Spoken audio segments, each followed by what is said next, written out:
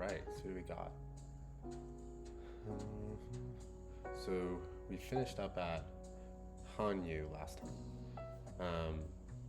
Level 4 person, and since I haven't read level 4 yet, because I skipped from level 3 to 5, we're gonna also read the level 4 people, but I'll be skipping anyone who's like level 3 or level 2 or level 1, because I have already read these 3 levels.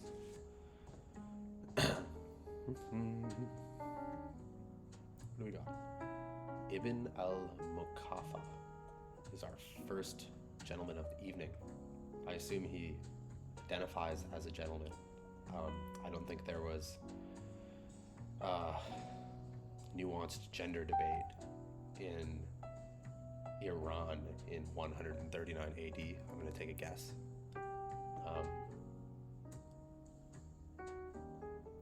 How long did this man live? Can't really tell how long he lived. Oh no, interesting. So he had no birth date. That's kind of cool. All right. What are you about, homie? What'd you do?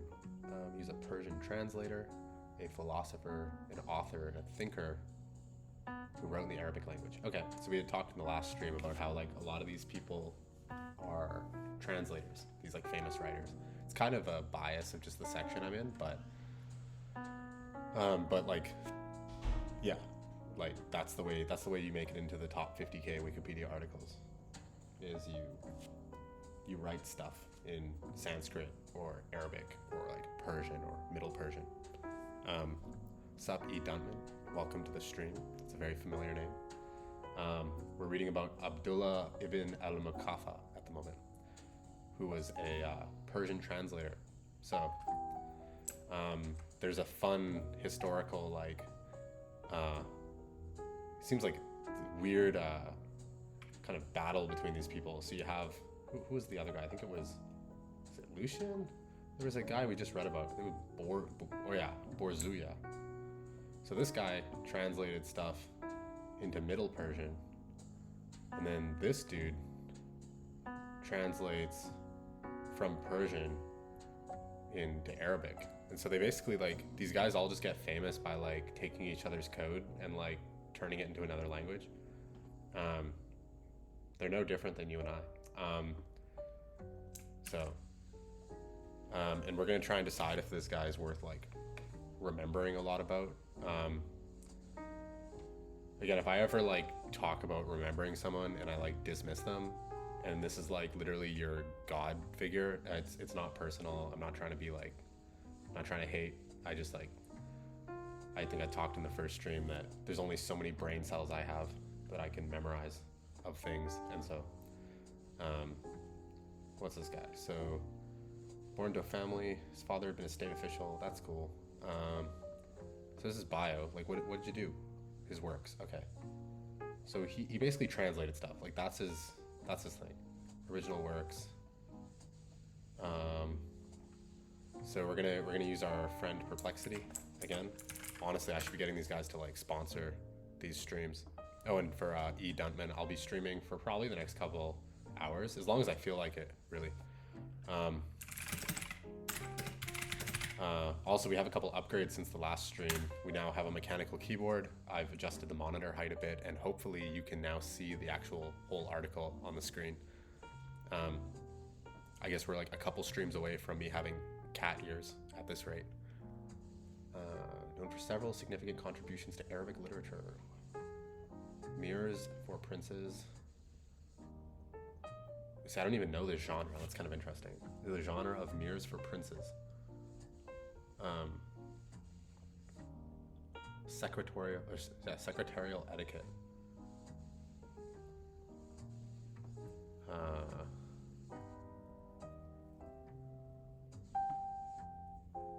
So he's basically, I'm kind of interested in what mirrors for princes is. And, so sometimes I'll just use Google because it's like quicker. Outlines basic principles of conduct for rulers and the structure and purpose of secular power. So he basically just tells people how to like behave, I guess. That's cool. I don't really think I need to like remember too much about this guy, but like he's our first Is he the first Persian guy? He's the first person that has like a he's the first person that has like kind of a Middle Eastern sounding name. Oh yeah, and this new keyboard is clacky, so let me know if it's obnoxious, and I can use like the laptop normally. This is an experiment, basically. Feedback welcome. Great. Okay. Next up, we got Leo Zhongguan. All right, so there you go. We already got 2 of these ballers that have these traditional like Chinese photos. They got the sick beard. Okay, who else did we had? We had Han Yu, level 4. Let's see. Look at these 2 guys. You can see the Chinese aesthetic in around like the first 1,000 years of since Christ. This is the vibe. It's like there's some changes in like the clothing. It's kind of neat. Like if you watch old Chinese like dramas, you can see these like different clothing styles and the colors. But this guy looks a lot more like excited or something. Maybe he's like praising the heavens. I don't know. What did he do? 8 great prose masters. Okay, cool. So he's actually really similar to Han Yu, who was also one of the prose masters right here. See? So both of these guys made it their way into classical literary history. Oh, his name's Ziho. It's almost, I have friends that almost have this name. That's cute. 8 records of excursions. Let's read one of his poems in English, because I can't read traditional Chinese. I can't even read modern Chinese. So, 1,000 mountains, but no sign of birds in flight. 10,000 paths, but no trace of human tracks. In a lone boat, an old man in a rain hat and a straw raincoat, fishing alone in the cold river snow. It's actually kind of nice. That even sounds nice in English, which is kind of cool. I think it's like non-trivial to write poetry that sounds good in multiple languages.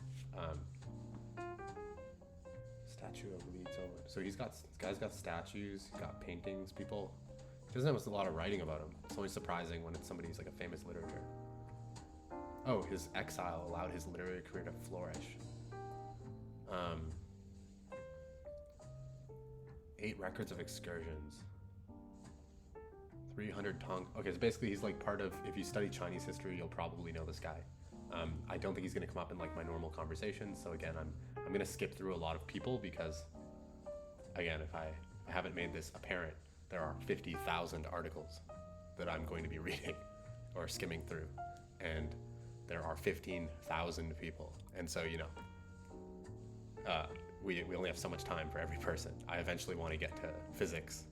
They put math last, which is hilarious because this is actually my major, like the thing that I feel like I know the most about, and and now it's gonna be the one I have to wait 49,000 articles to get to. Yeah, it's a good question. Why go top down? A pathological desire for structure. No, I'm just kidding. We might change it at some point. I would have to make like a table to keep track of. I might have to keep like a table to keep track of like reference points, because if I start just like willy-nilly like clicking into leaders and whatever,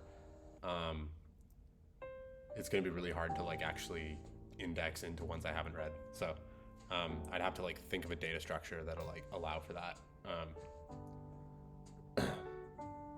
But also, what I'd said in the first stream is like, I'm going top down because this kind of feels like reading a book that is like everything about humanity. Like if you read this top down, it's like you've seen roughly what some of the smartest people in the world have decided are the most important pieces of writing for us to have. Like all the concepts that we should like be aware of. So that's kind of neat. Wikipedia, for context, has over 6 million articles, and so the top 50,000 that's like 1% of it. So it's still a very small amount. Anyway, who's next? Luo Gongzhong. I imagine we're gonna get a few of these people that were like classic Tang writers. Although this guy's in the Yuan dynasty, 1300. So he's a few years later. Gongzhong, how do you say it? Ming dynasty. What did you do?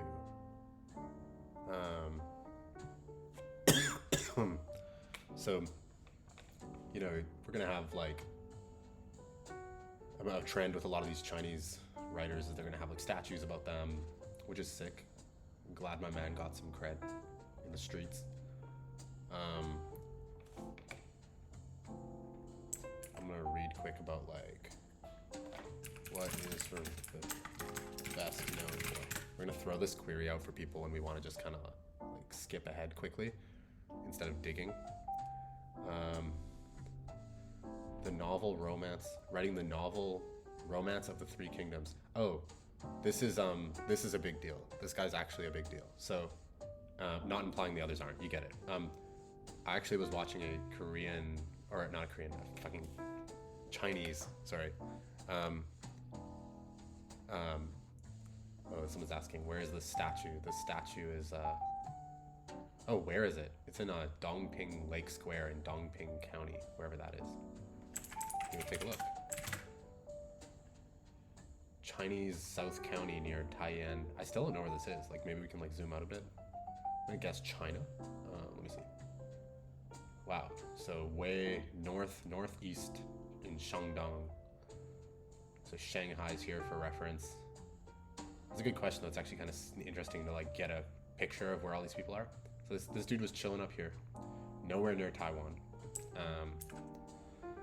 And he wrote, yeah, so one of the classic novels. So I was watching a Chinese like war drama, and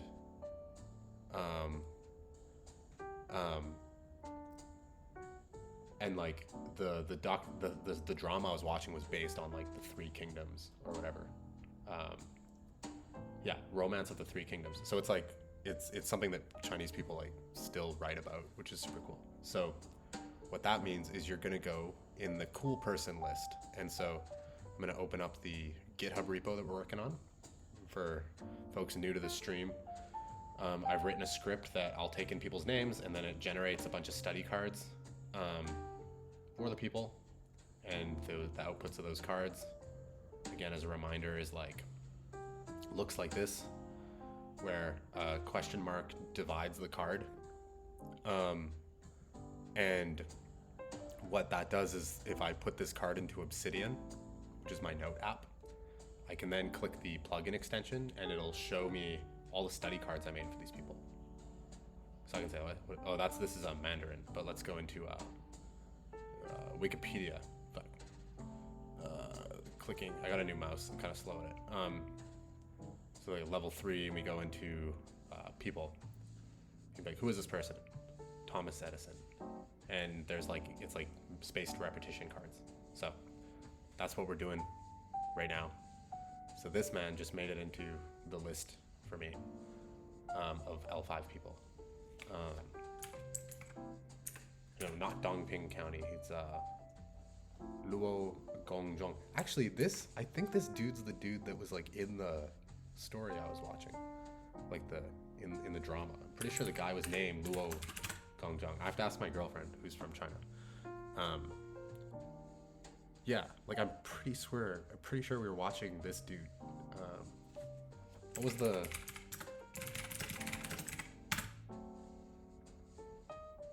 Oh, I was watching Romance of the Three Kingdoms, and you know what that is? It happens to be a Chinese drama about literally this man. So no shit, it's based on this guy. So that's kind of funny. That shows how well renowned he is. Like literally, if I go and watch some like pick a Chinese drama, you get this dude. So that's kind of sick. Congrats, man. You've made your way into history. And I'm not gonna go in like, sometimes I'll rabbit hole into like what did he write, and I'll do like a depth first search. But I also like want to have some level of focus on like going through the list of people, and so we will revisit this guy at some point. And read more about the Three Kingdoms. There's going to be no shortage of the Three Kingdoms in terms of learning about China. Okay, cool. So our next person looks like our first Japanese name. Murasaki Shikibu. This is a level 3. So I'd actually read about this person already. So I'll skip over this one. So our first level 3 is a Japanese person. So again, level 3 means that they're like a real big deal. They were in the top, not 50,000, not 10,000, but the top 1,000 articles. which if you go and open them up, they like fit on a single page. And this isn't just writing. This is like everything. Like if you took all of Wikipedia and you said, what are the top 1,000 things? You get things like fraction, integer, and where are they? Murasaki Shikibu. How sick is that? Imagine like being that cool. Like, oh, you bet. Yeah, the sexual intercourse link. You bet it was clicked, dude. Dude, I clicked some pretty crazy stuff in here.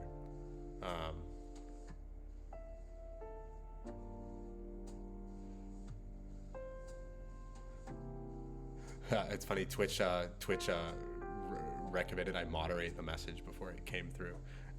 Super funny. I had to like walk really carefully because like Wikipedia actually has a lot of grotesque content. I was saying in my last stream, and like I'm kind of like not sure if I'm gonna get banned for it. So like there's certain things where I'm probably gonna have to like filter or like edit the video. I don't know. Sticker, what does this guy do though? Tale of Genji, one of the world's first novels. Yeah, so again, this person made it into the top 1,000 because they wrote one of the world's first novels, not just like history things, not piece of poetry in China, like first novels ever. That's cool. So that's why they're in the top 1,000, not top 50,000. Anyway, looks like we're going back to China. Yang Shu, also known by his art names Zui Wen and Liu Yi. I was a Chinese historian. He is considered what? Considered a central figure of the 8 masters of the tongue and song. These people really like the number 8. They have the 8 prose, like the 8 poets, the 8 like whatever. And they like numbers. They like having like 3 kingdoms, the 24 histories, like kind of interesting. Like other cultures aren't like that. Like Americans aren't like the 6 hot dogs or like there's different names for stuff. I guess we have like World War II, but that's like that doesn't have the same ring, you know? I'm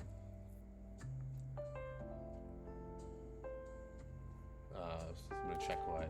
Actually cool to build an extension that quickly gives me like a TLDR for these people so I can blast through them.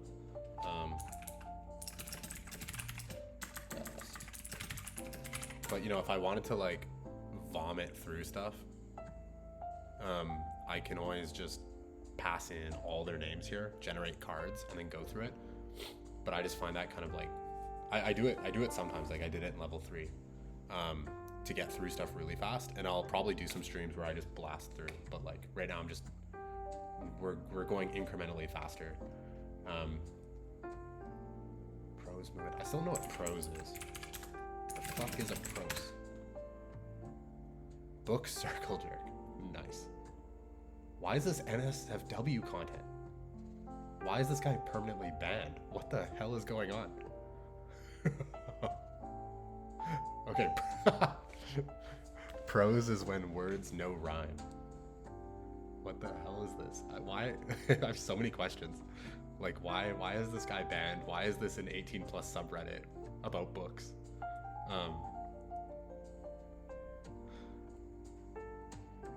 I didn't click it because it's not worth it. So it's just written or spoken language in its ordinary form. Prose.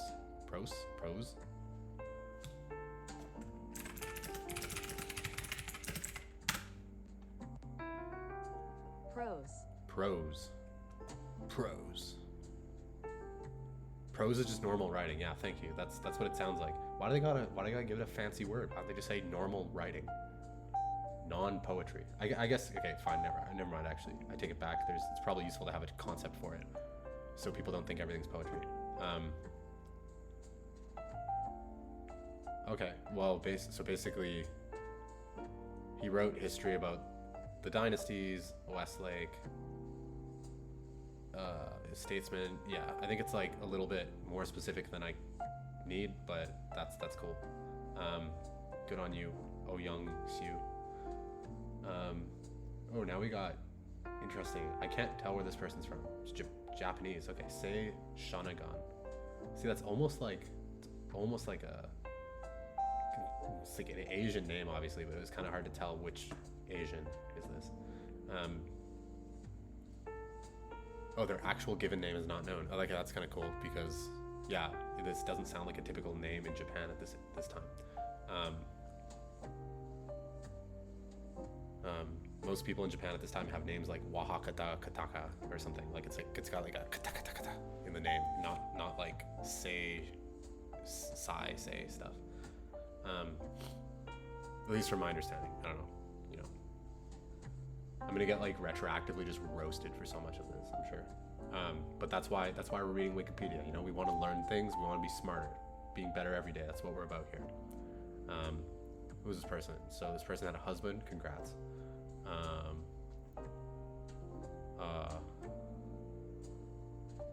She was a daughter. Wow, congrats. She married Tachibana. That's a very Japanese name. Government official. Wow, he got married at 16.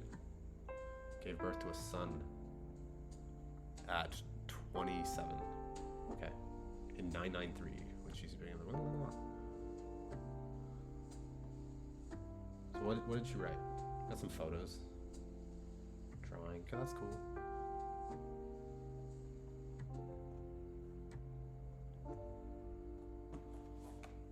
I'm gonna look this person up. What is her best known for?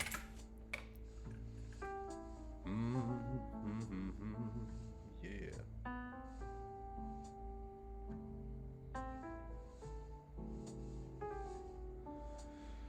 Known for her work in the Pillow Book. Sounds like it's about something. I don't know what. Take a guess. Classic of Japanese literature, praised for its linguistic purity and celebrated for its variety.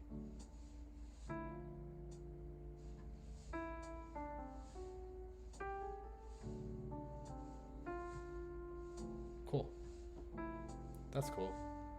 Like, it's early Japanese writing. I'm not particularly like Japanophile, trying to like understand everything about Japanese history.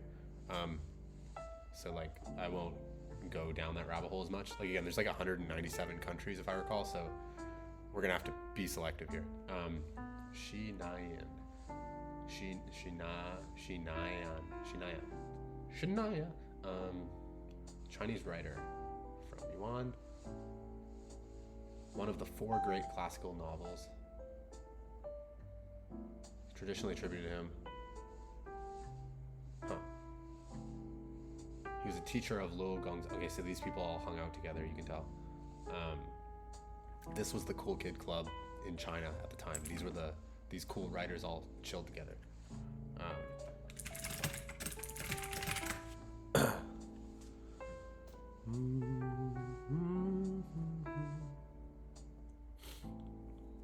Best known for the author of Water Margin, one of the 4 great classical novels of China.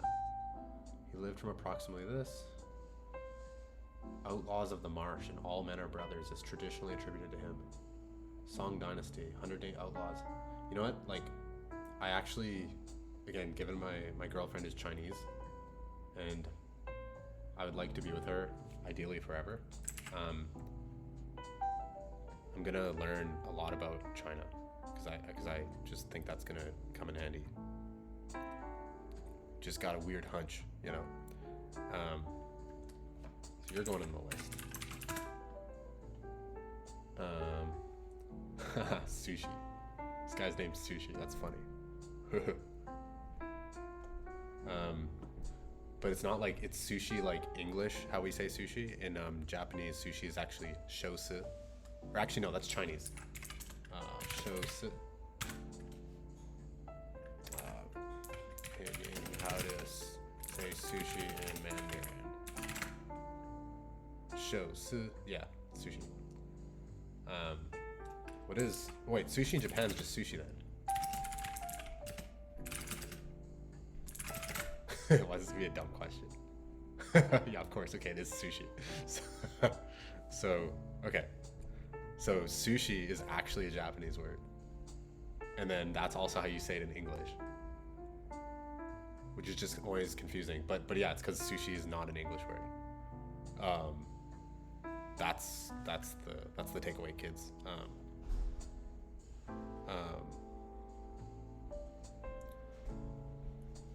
Anyway, what'd you do, sushi? art name Dong Po. Look at this guy. Fine attire.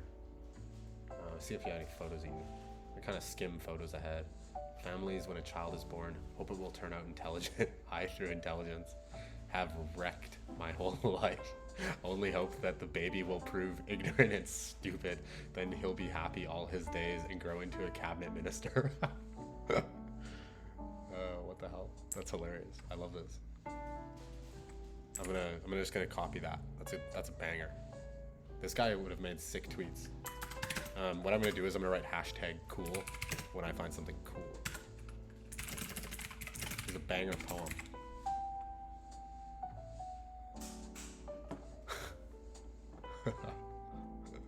And I'm gonna remember who this guy is just because that poem's sick.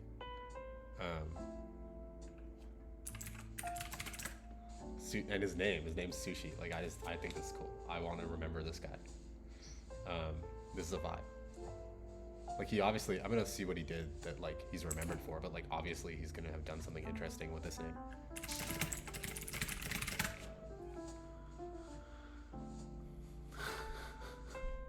I wonder if he realized how funny his writing is. He was one of the most renowned poets of the Song Dynasty. Yeah, of course. Yeah, okay. I mean, his shit's hilarious. Even 1,000 years later. Where is he? There he is. Nice. What is his parents' names? Su Shun and Su Ji. Why do his parents have different last names? Maybe I'm reading names wrong. So maybe in Chinese the first the first name is the last name. Li. Yeah. Okay. That I think that's how it works. Maybe. I'll look this up. In Chinese, is last name first. Surname is written first, then the given names. Wu Zhongfu. The last name is Wu. Yeah, okay. Cool. So you start with the last name. So Su. Shi. Cool. Alright, we're going to Europe now. 5 articles. Giovanni Boccaccio. That's close to a bad word.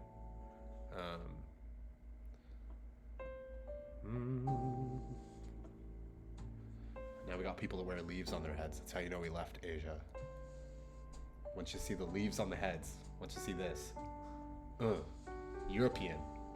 European as fuck. Let's see. Him with a nice book, looks very proud. Him talking to some furries. Oh,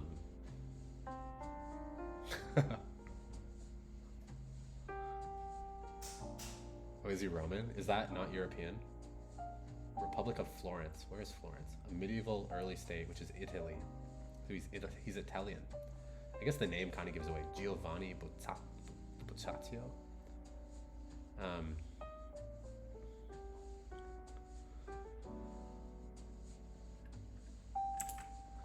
What is...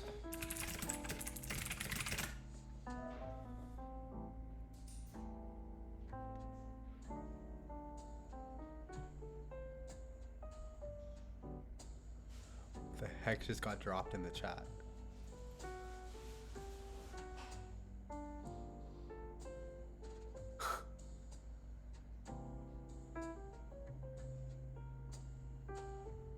Thank you, E. Dunman, for your artwork. Best known for the Decameron. 100 short stories that framed his tales old by a group of young people sheltering from the Black Death. Considered a landmark of Italian prose, is one of the most important works of medieval literature. Okay, fine. You wait. I'm gonna remember your name. If you're like the most important person of that time doing a thing, that's fair. And I tend to prefer like literature. I like reading about I want to be reading more about cool literary ideas and stuff.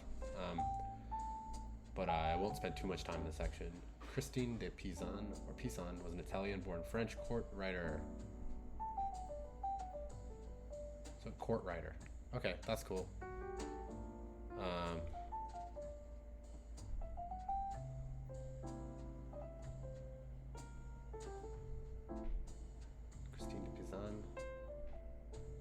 got here? Ibn Tufail was an Arab Andalusian Muslim polymath. Wow, it's quite the title. The first philosophical novel.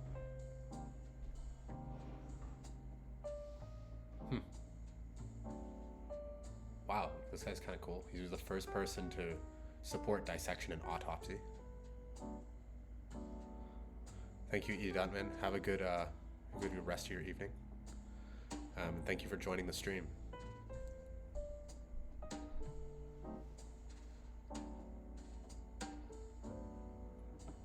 Ibn Tufail.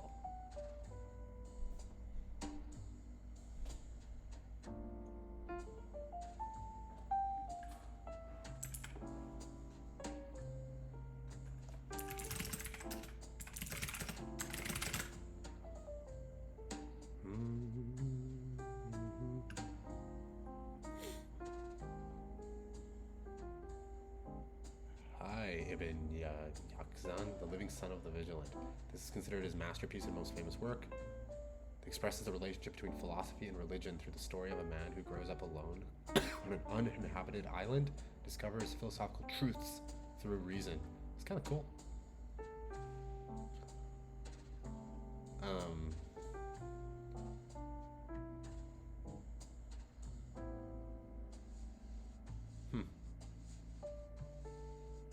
I mean, this guy sounds kind of cool. He's like a very early rationalist.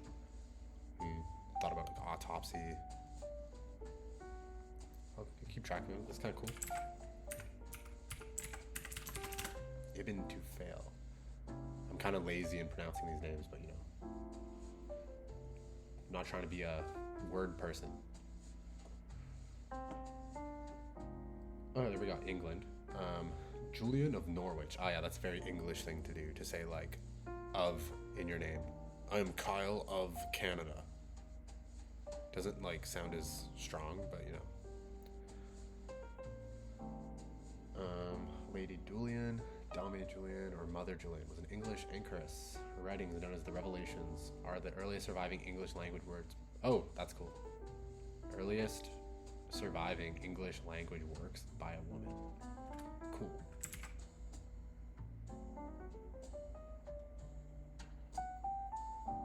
What is an anchoress? Someone who, for religious reason, withdraws from secular society to be able to lead an intensely prayer-oriented ascetic. What is an ascetic?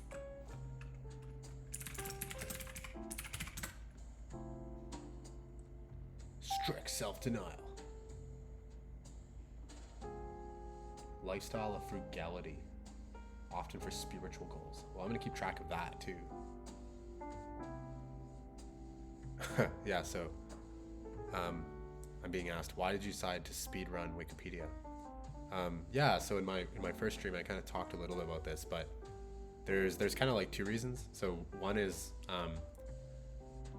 having the top 50,000 articles is really sick, because it's like humans have put in so much work to create everything we have, and put in work to decide like what are the most important articles in history, right? So you can kind of like you can see like we've organized the top 50,000 articles after writing like 6 million on Wikipedia, and we've spent like tens of thousands of years trying to come up with this knowledge. So it's just kind of a cool way to like go through and have a somewhat of an understanding of pretty much the top fundamental information. And then I'm gonna go through every article and ask myself, do I feel like I know enough about this thing to benefit my life in the foreseeable future? So like I won't need to know about everything, but there might be certain things I want to go deeper in. Maybe I'll learn I'm more interested about it. So it's kind of like making my own TikTok as well. And then like the last reason was just around like the poetic nature of it, of just like it feels kind of cool to have access to all this knowledge at my fingertips, and like I just kind of want to know that I got to experience it all, so I'm not like missing out. Just like it's kind of like hardcore FOMO of like I want to know at the end of my life, assuming I die, which I'm not projecting to die, like I'm hoping I don't, but historically most people die, so assume that is the case. I want to like feel like I actually lived my life with a foundation of knowledge that was like representative of what I could have known. And I'm not like, oh, like I made it to 90 and I didn't even know about like this thing that maybe I really like or that is cool or that like could have helped. And it's just like sad. It's like you're missing out on the story. So that's why.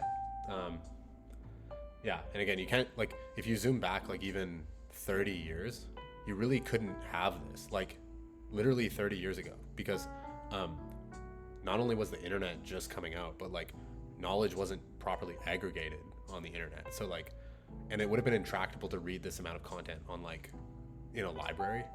Like you could if you were like a PhD or a scholar, but the whole point is you can kind of do this now in like a year, like with ChatGPT, with like Perplexity. I think I can just generate study cards and have like a broad understanding of like 20 university degrees worth of knowledge in like less than a year. So I think it's cool. That's the short answer. Julian of Norwich. I believe I wrote you down. No, I didn't. You're going down.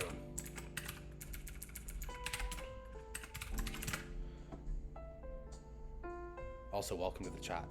Oh, Lexus, I believe I'm pronouncing it right. If you have any recommendations on how to make the chat better, let me know. I'm thinking this is just going to be like a regular thing where I read in the evenings and like live stream it and see what happens. Who else we got? Marguerite Kemp. Known for writing through dictation, the Book of Marguerite Kemp, a work considered by some to be the first autobiography in the English language. Her book chronicled her domestic tribulations, her extensive pilgrimages in Holy Land. It's cool. So like, the first autobiography in the English language. English Christian mystic. Damn, like Marguerite Kemp. Autobiographer nature of her book. Huh. It's kind of cool. Yeah. I'm gonna have to start being a little more selective with some of like how many of the cards do I write down, but yeah, my goal here right now is I'm just like recording some names I find cool, and then I'll generate study cards, and then I'll decide which of those are going to go into my system that I'll actually like revisit concepts and like deeply understand it. And yeah, for context, as I had kind of shown to some others in the stream, I currently have about 2,000 study cards that came from level 1 to 3 of Wikipedia. So I have quite extensive cards about like when was calculus made. And it's like, boom. So anything I actually feel like is useful to like have a model of, I've already made cards for the first 1,000 Wikipedia articles. So I have kind of a system.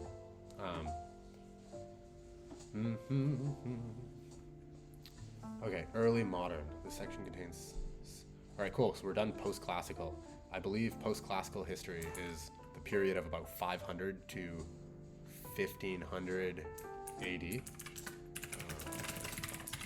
Let me double check. Look at that. Look at that memory. See? So if you're wondering how does this compound, that was one of my study cards. What is the time range of post-classical history? So now when I go and read this, and I'm like early modern, I already know that this is 1500 or later because I just happen to know that specific piece of knowledge that I read like 2 months ago in level 2 of Wikipedia. So anyway, like it's just kind of interesting. Like it compounds in like really specific, obscure ways. Like I know like pragmatically it doesn't really matter, but it's just like, it's just fun. Like I just find this like a hobby. Oh yeah, I want to write this down too, like asceticism. Asceticism. I'm gonna make a card for that. I'm gonna make a manual card for this because I just want to remember asceticism. Remember the word.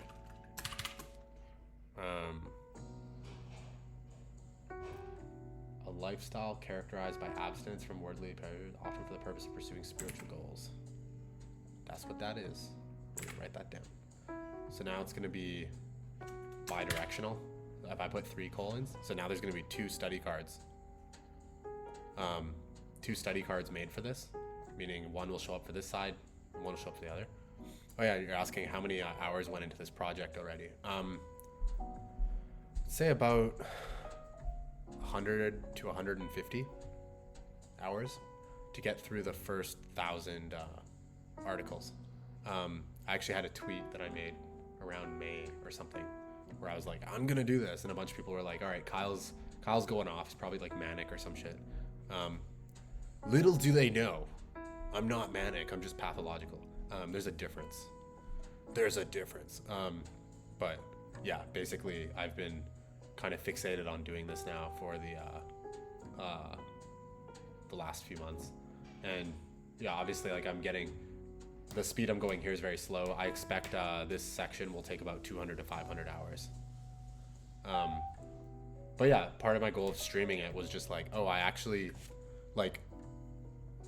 have spent over 100 hours doing it, and I've actually been enjoying it. So I'm like, okay, it's kind of like once you're your first customer, maybe there's a purpose of like sharing it with others.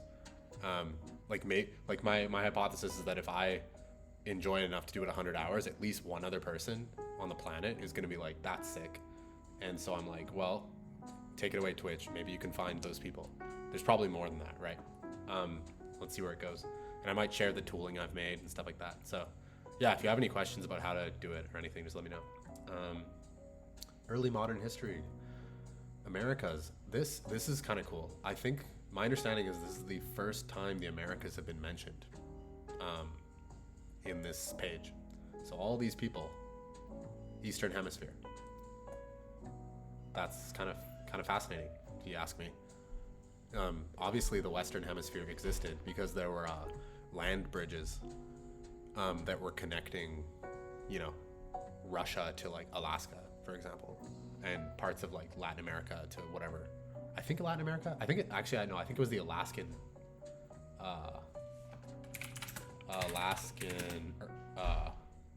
land bridge. Old as fuck. The Bering Land Bridge, yeah. So Siberia, northern side, Russia. There's this little piece of land, and this little piece of land is what a bunch of people showed up. And this is like how like Aboriginals. This is our theory, at least, of how like Aboriginals showed up in Canada, modern Canada, which previously was called Kanata by the Aboriginals, and then before that probably had like 5 different names. But yeah, we basically don't have the same amount of like literary history. We were kind of just like running around like stabbing each other, trading beaver pelts, I think, for a lot of time. I don't think we had the same like math, literature until we got colonized. Again, if anyone watches this and is like, that's absolutely fucking wrong, listen, I'm sorry, I'm not this is but what I was taught. I'm open to change my perspective. I'm gonna have that caveat a lot because I'm just gonna like ramble my mouth, because that's why I like running a stream. I can just say shit. It's kind of fun. Anyway, Charles Brockden Brown. Wow, this is like super recent. Okay, so like we're now in the 1700s. It's kind of a whiplash. Like I knew it already said it was 1500 later, but like it's like, so like we're out of the medieval period. Like we got people with like dapper, we got looking nice. It was like a high school photo from like the 70s. Like could be someone's dad. Like you could know the person who's related to this guy. He died in the 1800s. That's like 200 years ago. So not that historical compared to the others. Yeah, it's just like, it's weird when you're reading an article and the person's from like 200 AD and then you're like, oh, this person's from like last Thursday. Oh, look at that. Early life, Alexander Hamilton. Obviously I remember that name. American military officer, because I watched the musical. Cool, okay.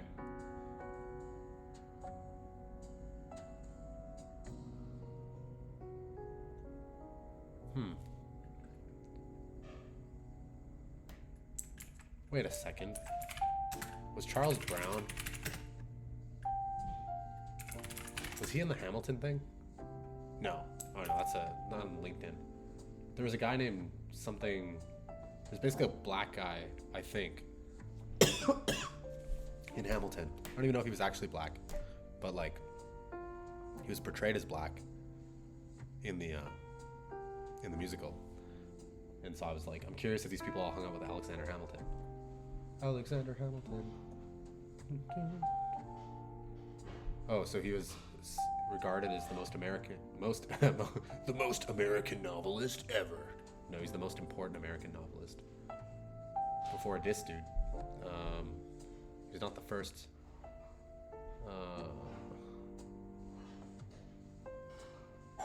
I want to just like know like what is Rook best known for.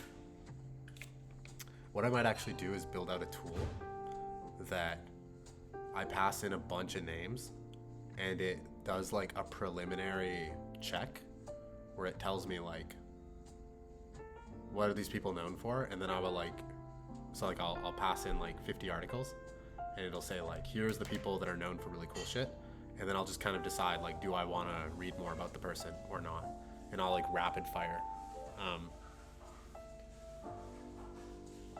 The first professional American novelist. Cool. So he wrote like Gothic literature. That's cool. Like, not a big Gothic literature guy though. The first American novel. William Brown. I mean that's significant. The first American novel. Yeah, I feel like knowing this is gonna help me get a green card as a Canadian. So I'm gonna write this guy down. I gotta know something about America if I want to live here long term.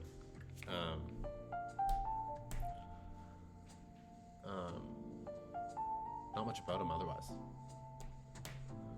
Directeur Saint John de Clevercoeur, however you say it. From France. What a surprise.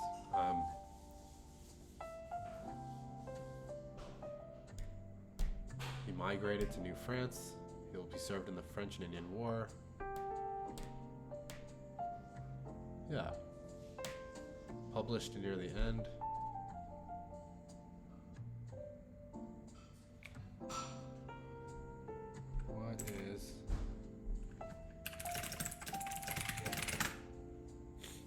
What is he best known for?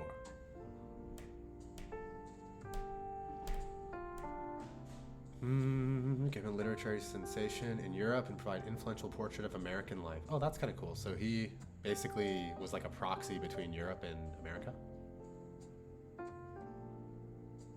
American as a new man. What is an American? So he's like National Geographic, but for Americans. He's like, the American man wakes up from his den and creates a microwavable pizza. Enough to take him to his shift at McDonald's.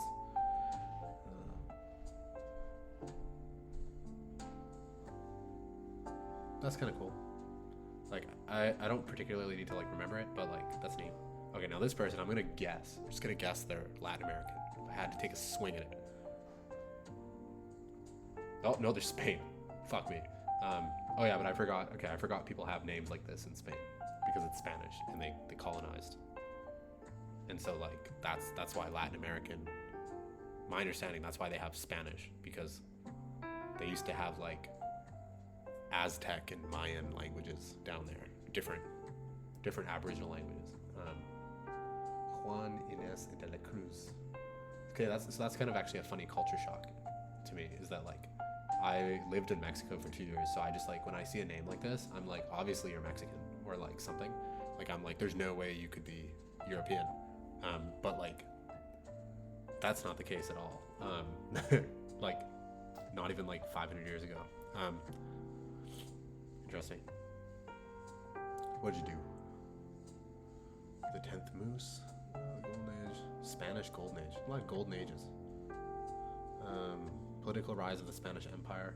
The Spanish Golden Age had this sick skeleton. Wow. Okay, well, we can read about the Spanish Golden Age later, but we can read what is best known for.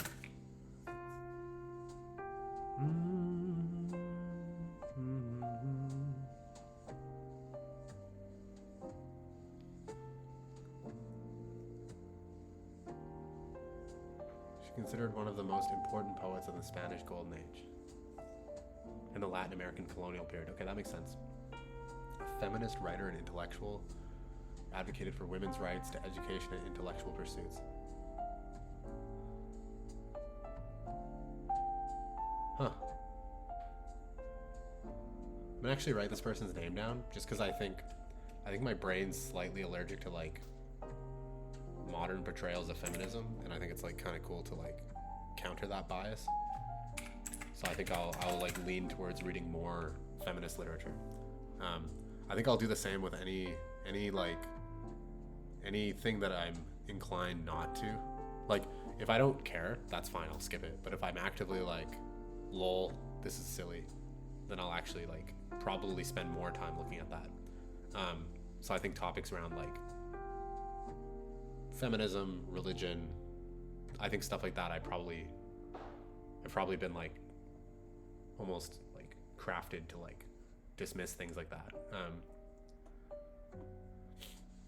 Mary Rowlandson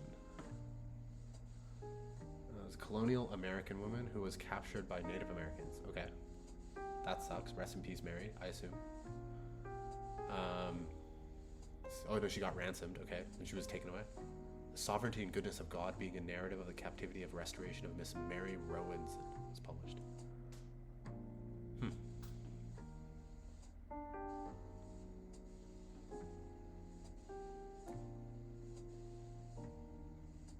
Damn, this would have caused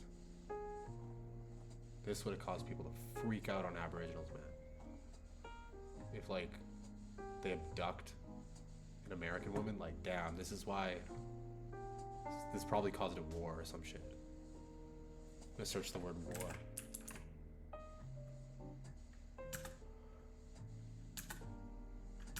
I guess they always have war. If you search war on any of these articles, it's actually kind of interesting. War comes up 11 times, and this is just like a random essay or like it's a random wiki page about like some writer, and the word war shows up 11 times. So it's like, damn, we really like war, it seems. Or we at least like writing about war in Wikipedia. Okay, so I think what I'll try to do here is, since the section here, like, you know, up here it's a little tighter. Each of these sections are like 5, 1, 17. Now we're getting into like 60, and now modern artists or modern writers is like 800, 200. It's like, holy shit, like, damn. Like, I'm not gonna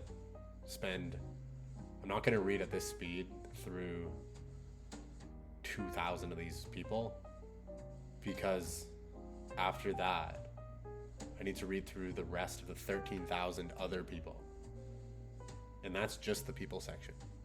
That doesn't include the other 35,000 articles which some are going to be like, some of these articles are going to take time to understand. Like, once you get into like sociology, economics, math, probably some stuff in medicine.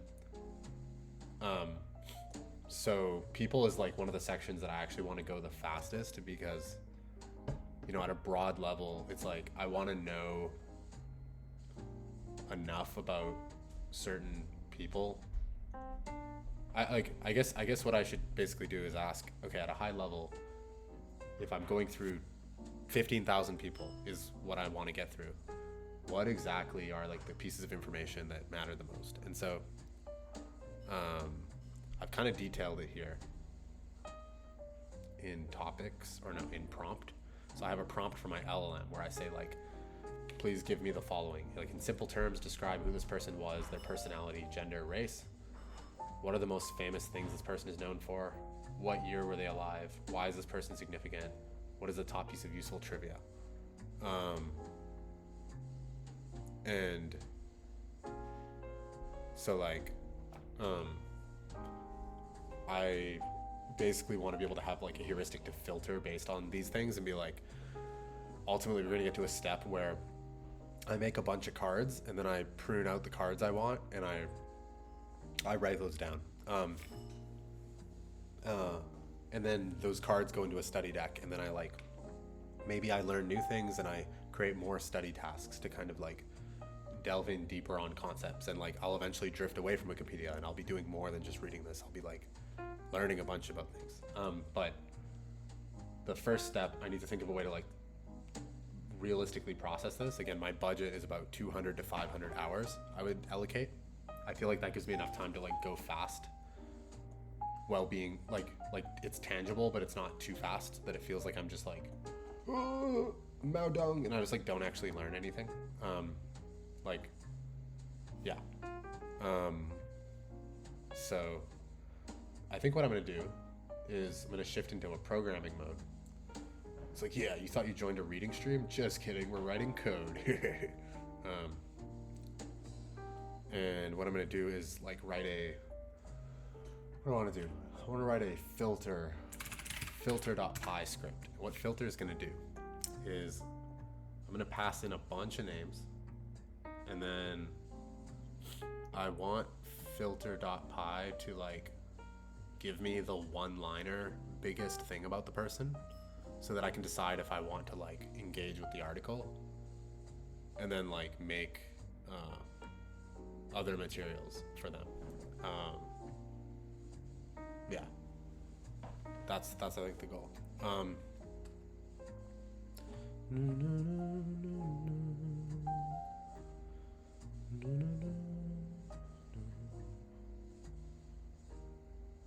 So let me do that.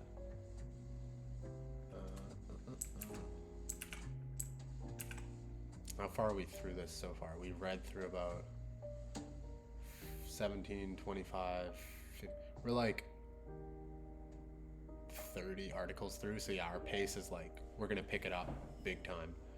Mainly by skipping ones we don't want to read, and then we're gonna like delve in. I'm also gonna check quick on the how the stream's going. Maybe I'll share on like Facebook.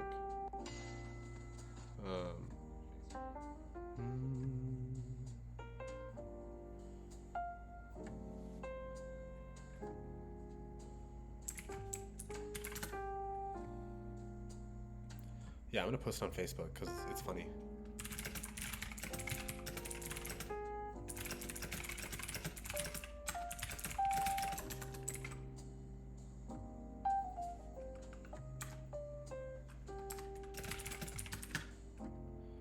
Yeah, I'm gonna move to Facebook too. Boom, posting on Facebook.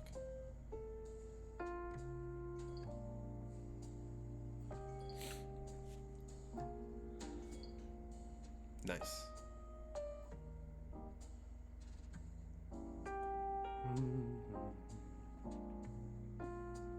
Cool.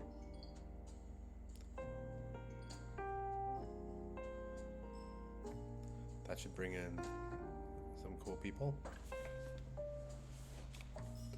I could also always drop this in like Slacks, but I'm like, I don't want to, I don't want this to like blow up into like 20 people. I only think you can have like probably 1 to like 10 people in a stream like this without it being like total clusterfuck. Like, I don't want like dicks and like random like Hitler emojis like flying up the chat stream like in those gaming ones you join. That would actually be kind of hilarious for like reading a Wikipedia.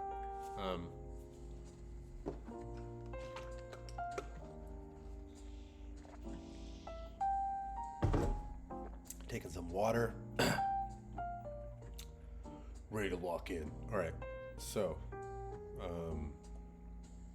I already have a run.py script, and I think what I'm going to do is modify it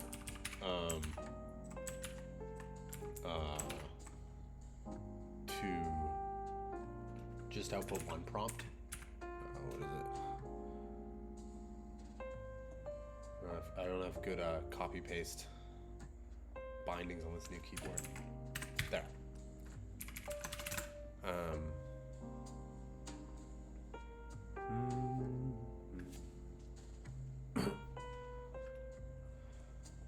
Yeah, I think this will work. We'll go through. I'd actually probably just ask Claude to like modify this script. Show you how great LLMs are.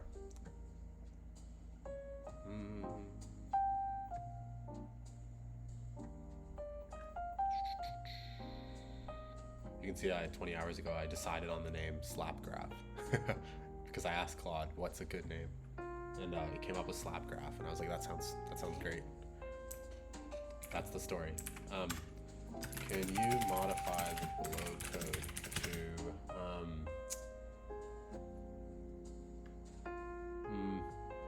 actually, do I need to change the scaffolding of the code? I feel like it.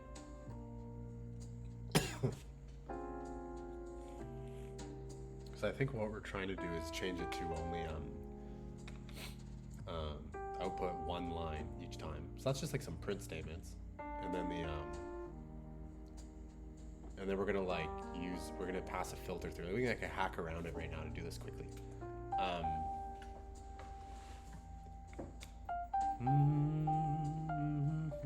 Like we can, let me find it. Prompt people.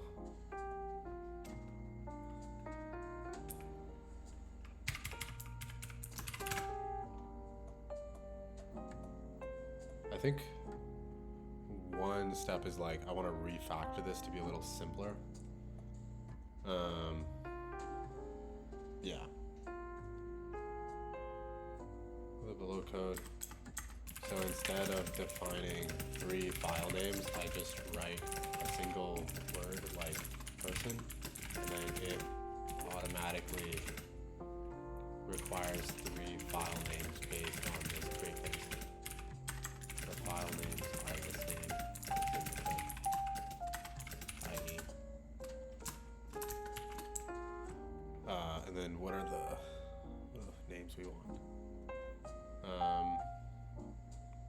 Results 15 people results.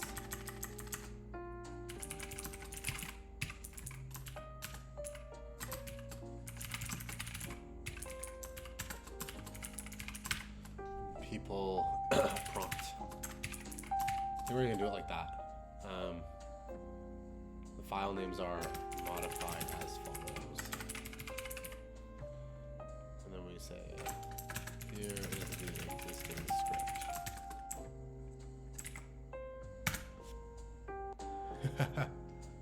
Oh yeah. Yeah, I write. My programmer is actually my main gig. It's the thing I've experienced in. The thing I'm not is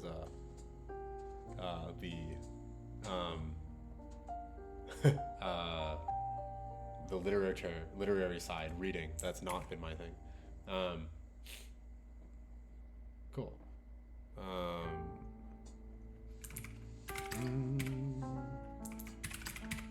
We'll modify this. Oh, that's run.py. We can keep that. We'll actually change filter.py. There we go. Great. Okay. So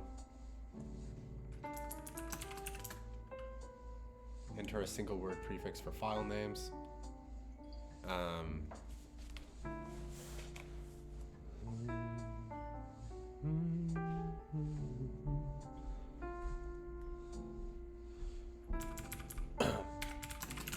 And for context for the stream, for anyone who joins recent or watches this on YouTube or somewhere else, I'm writing a script to quickly filter people that I want to delve deeper into understanding. That's the goal right now. So what do we have here? Enter a single word. So I want to enter a file name like filter people. Yeah. And then I want it to read a bunch of files I give. So I'm going to create those files. Filter people topics. Filter people results. Touch. Filter people prompt. Cool.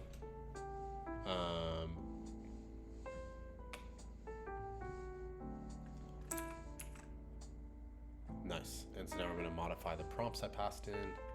You see how many of these prompts I already made for all the different sections when I was creating like the last 2,000 study cards? Is I had written a bunch of custom instructions on like how to format study cards and like do it for mathematics versus people versus physics. So partially why I feel comfortable streaming this now is because I have like a rough idea of like how this will pan out for 50,000 articles. Here we go. For each person I provide, please give me a one line, a maximum one paragraph, clear, concise explanation of what this person is most well known for and why I should care. And there is anything about them I should study and understand as a, maybe I'll call myself as an engineer, as a CEO, modern hacker, autodidact, who wants to know lots of relevant things, connect across many cultures, and have knowledge compound in my life. And then I will tell it, begin, output everything. Yeah, so for each person,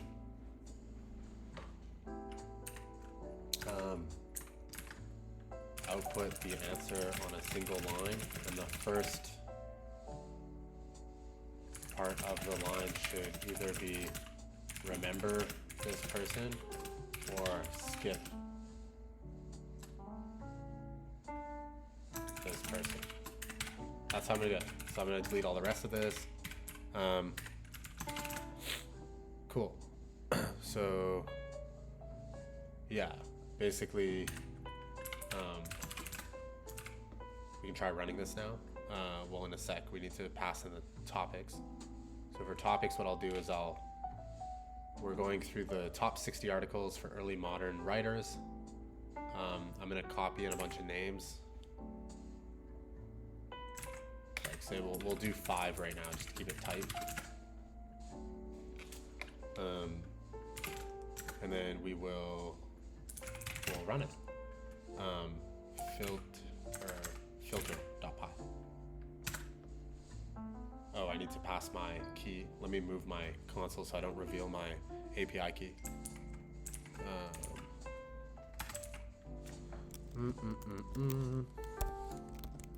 Anthropic clear. Cool. All right, we're back. There it is. Now I'll run this.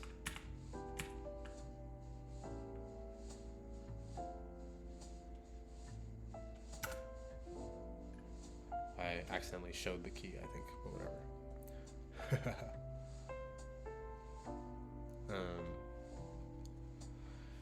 Enter a single word prefix for the file name.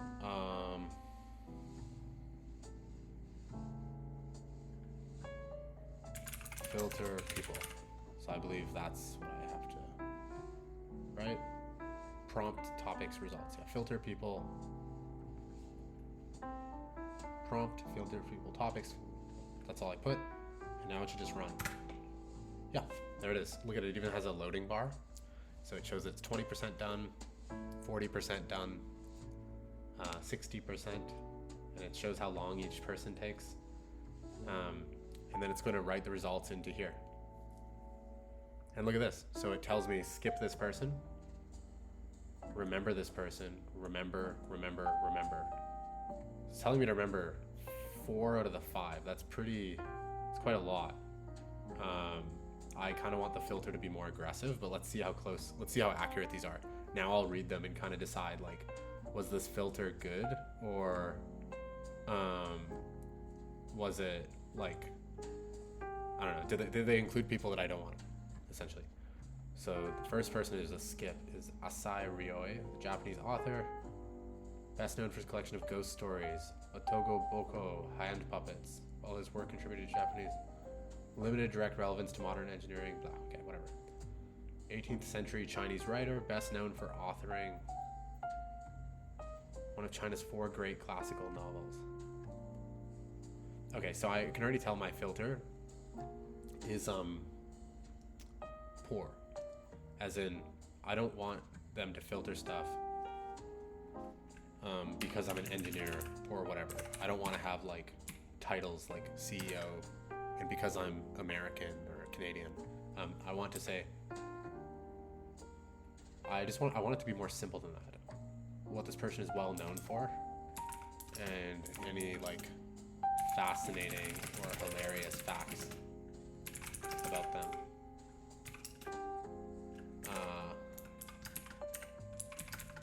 And yeah.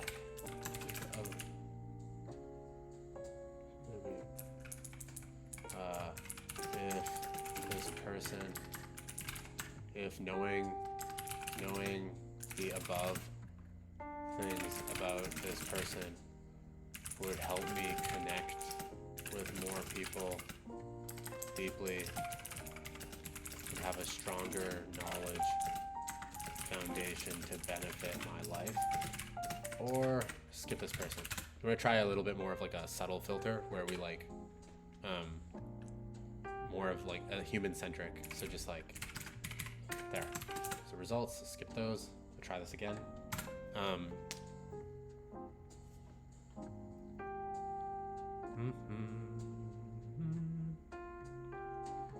Right, filter people. See what we get. Now we get skip, remember.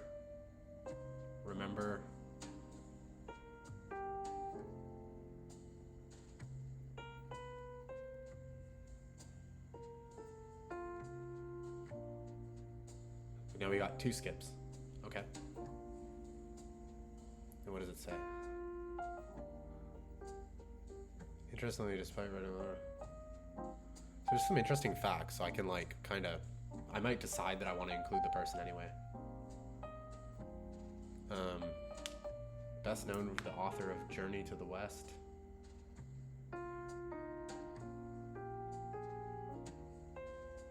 As he didn't claim credit during his lifetime. Huh. Chinese writer. While influential in Chinese literature, his work is not widely known outside of China and specialized academics. Okay, so that's cool. So so I feel like this filter is a lot better because it says, you know, this person is not widely known across the world. So I think I'm actually going to use that language to help refine my prompt, which is maximum 1 paragraph, clear, concise explanation. Tell me to remember this person if knowing the above things about this person, connect broadly with more people deeply across cultures outside of niche subgroups. Yeah, so like basically if it's hyper niche, I don't care. Like I don't need to like vibe with like Chinese scholars, but like if it helps me understand like a general group, that's good. For example, if a person is extremely relevant to China and any Chinese person would know about this person, then I want to know about them. But if they are only relevant in some obscure niche within China, then please skip. Yeah. So I'm gonna give an example. Output. Yep.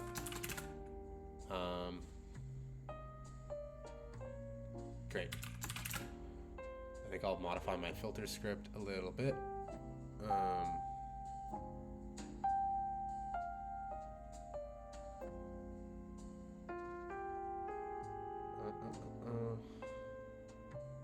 does this work? Okay. So I'm going to skip the study card thing. skip the new line. Oh no, so we just want the person. Topic.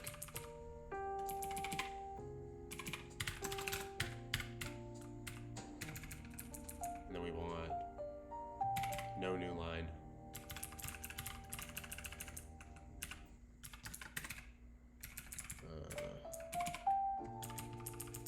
Like that. Okay, let's try this. So just a little bit of quick modding.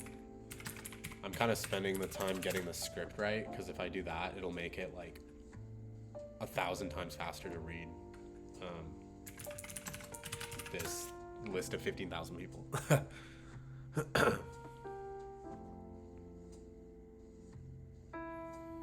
So it's like, it's kind of, it seems like a lot of work up front, but it's really like, okay, you spend, like say, if I'm going to spend 200 to 500 hours on this project, which isn't much, that's like on average about 1 hour a day. So like, say you spend 1 hour a day, and I break down parts of it, so I spend an hour like now writing a script so that I can get through 15,000 people in like, I don't know, 20 or 10 hours, 10 or 20 hours instead of 1,000 hours. Then like in 25 hours or so, I've got an index of like all of this information I want. And then in another probably 5 hours of spaced repetition, I can deeply internalize it, because it's only a few minutes. It's like for every study card, it's probably maybe like 5 minutes of total time needs to go to it. So say you're trying to like learn what Lu Yi or whatever, and the first time you see the card, you're like, I don't know who this person is. You spend a minute on it. The second time, it's like 30 seconds, 30 seconds, 30 seconds. Like by the time the card actually has it's spaced out, it might be more than 5 minutes. It might be fair for hard topics to say like 10 or 15, but I think for a lot of things, you just like, I fairly quickly grok it, and then it's like 2 to 5 minutes.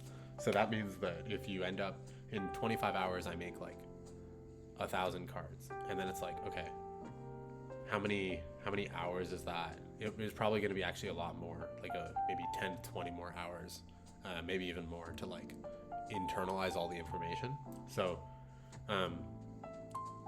basically, if you do this across all the topics, you have like something like, for people, math, science, I spend like 20 something hours collecting the information, and then like 20 to 30 synthesizing it and like learning it.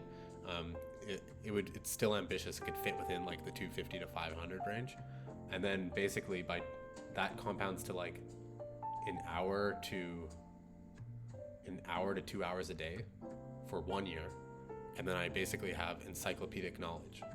So there's kind of this like there's this path where it's like encyclopedic knowledge in a year of just a couple hours a day, and that actually just doesn't seem like a lot of work.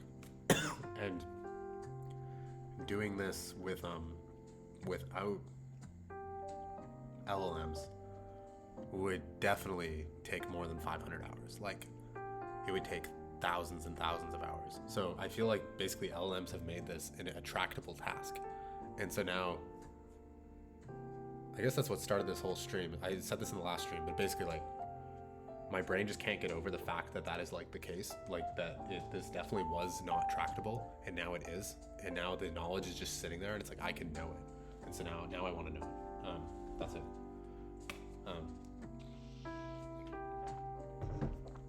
That's why we're here.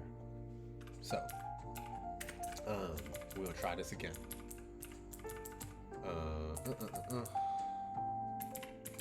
Filter people. Results. Let's try running it again.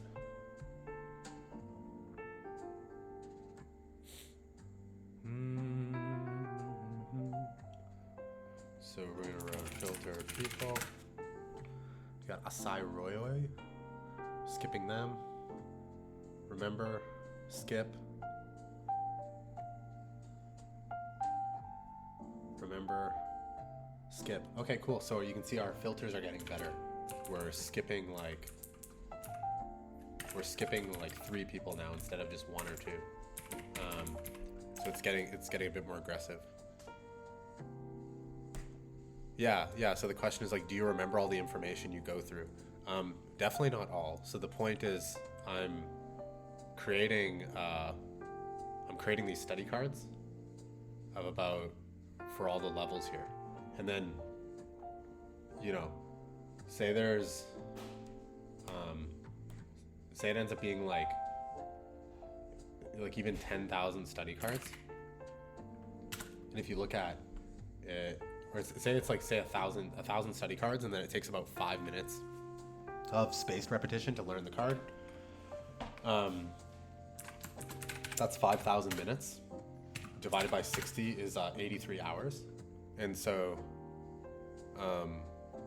your brain can basically like internalize about 1,000 concepts pretty well in about 83 hours. And this is on average, right? Because some cards, like if I go through some cards, are like my brain immediately gets it, or like it's like a minute or 2 minutes or 3, and then some are like 15 minutes. Like I think with people it's mainly trivia, so this is like way faster.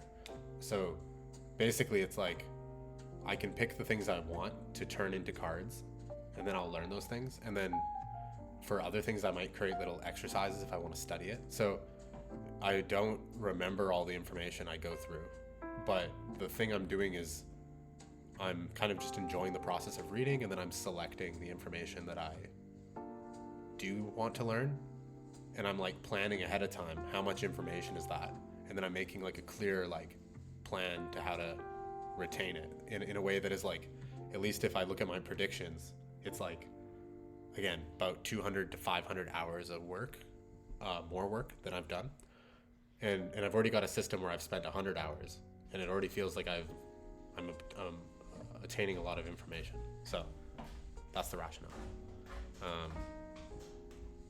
So I will continue here.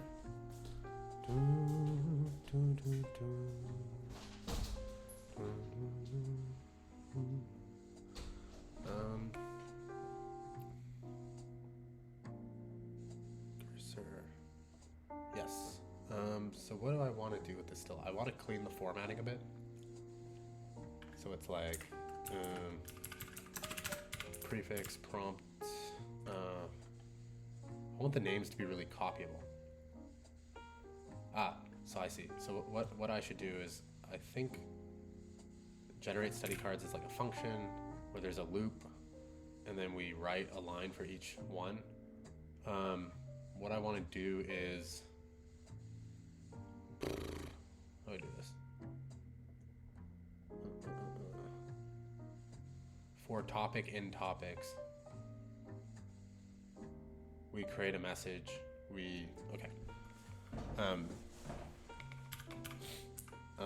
I want to take in the full prompt, content, get the result. I want to extract just a list of names.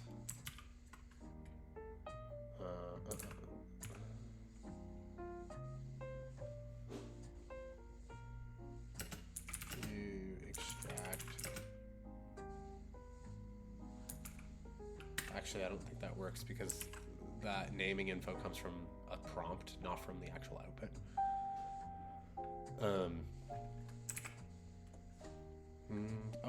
But topic is already passed in as each line is a topic. So topic is right here. So I can actually just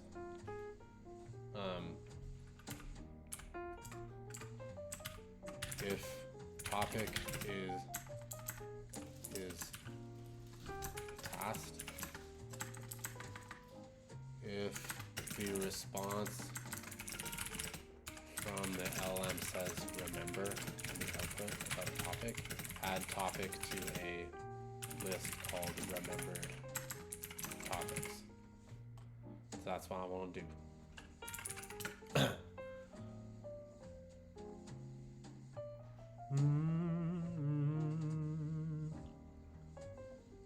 Oh, look how simple Python is. Isn't that crazy? I didn't even need, why do I need use an LLM for that? I forgot how easy Python is. Remembered topics, empty list. It's kind of crazy. People aren't even gonna remember how to write code in like 5 years. These kids. Ungrateful. And then, okay, so once we have this list of topics, then we say print list of people to remember. Then we'll do print people to remember topics. Yeah. So, okay, we're gonna have a filter for which topics I want to remember. We're just gonna see how this looks when I output it.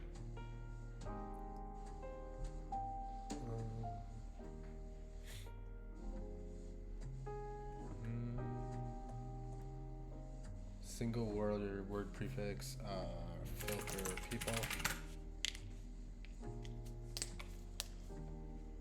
Going through these same 5 people a bunch of times. I'm excited to read more about them. Filter people results. There they are.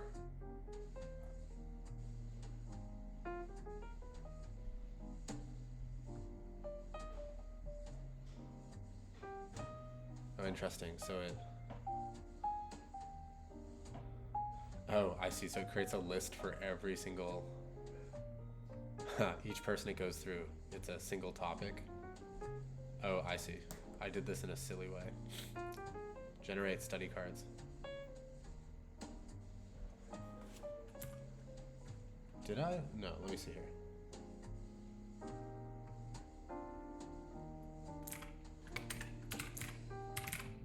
So generate study cards goes through every person in the file. Oh, and then it creates remembered topics every time. So defining that list has to go up here. That makes more sense. Yeah.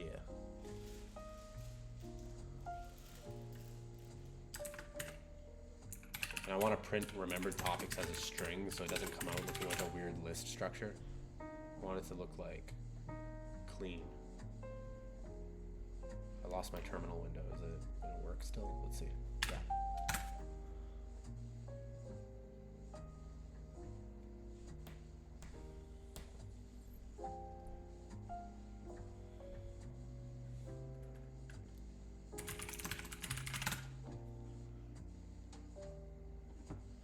Here we go again.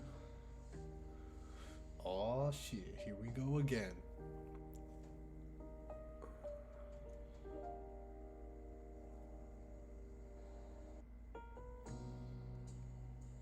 Cool.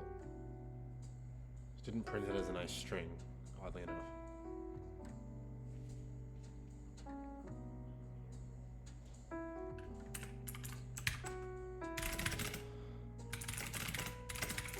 Nicely as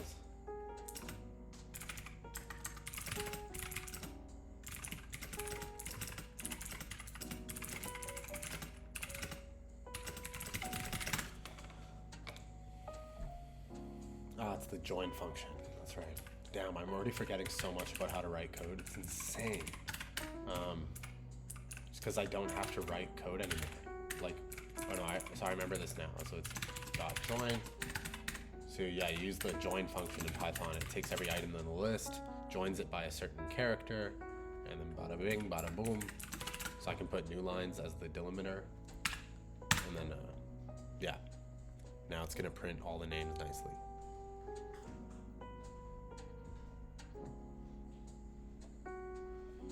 Filter people.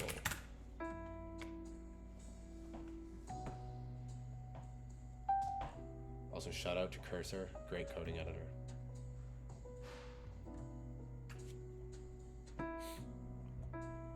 Honestly, I bet you I can get like a sponsorship from Perplexity at some point for if I keep doing this stream. Although I just don't know what I need sponsorship for.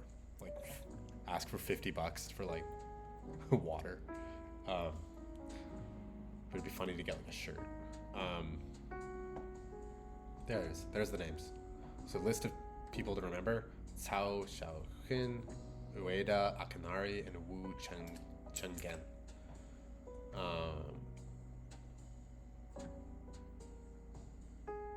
and let me see the rationale. So like,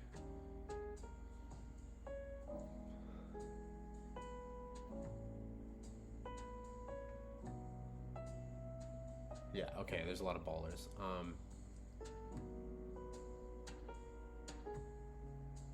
Asai Roy, why are we skipping Asai? Limited to Japanese literary history. Okay, this seems good. I think we've created like an adequate filter now. So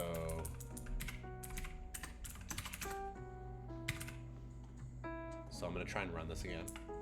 And then we're gonna go and try and run through the whole step now.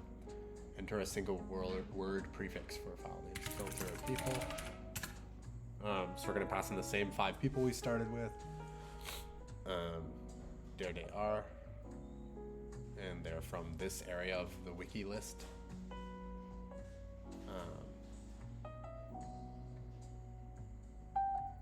Nice looking people.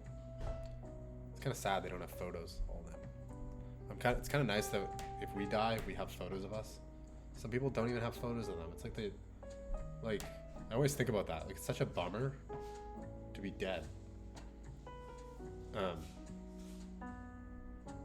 When you could not be dead. Like, it's so cool to be alive right now. Isn't that sick? Prompt. Okay, results. There we go. Yeah, and it seems to consistently tell me to skip these 2 people. So it's kind of interesting. I think it's fairly accurate. All right, now what I want to do is modify the text to wrap. Word wrap. There it is. Yeah. And I also want to add new lines.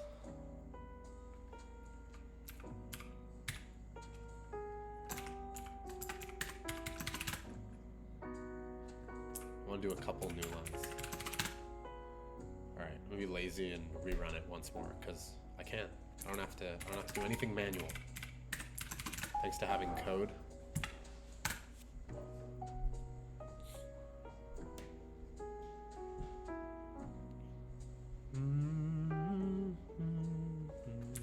Filter people. Na, na, na, na, na, na.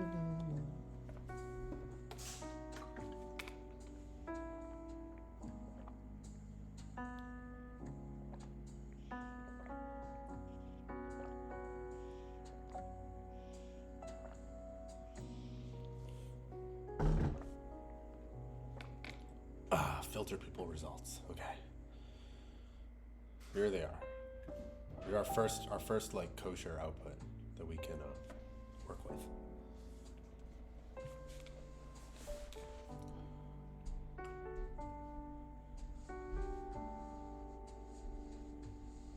I also might try to stand a bit just to like be more ergonomic.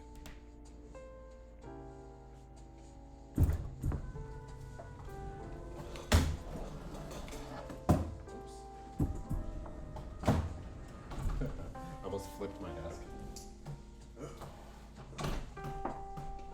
I forgot that I had moved out my whole table here. Let me move this all back. Okay. Let me grab this. Knocked over so much shit.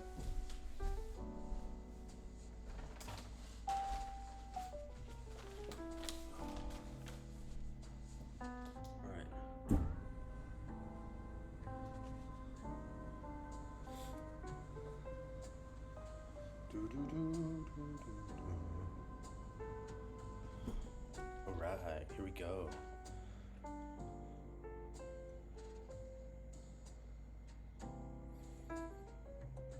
Now we're elevated. Asai Roy. Ryoy.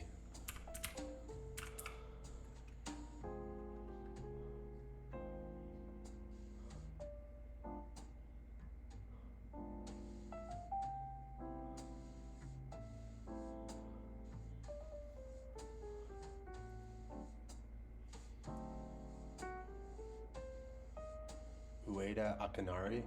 So we have an 18th century Japanese author, poet, and scholar who wrote an influential collection of supernatural tales. Oh my god, they wrote Monogatari? Obviously this person's a baller. Wait, I didn't realize they wrote Monogatari. Okay, so like, the only reason I know about Monogatari is because of the anime.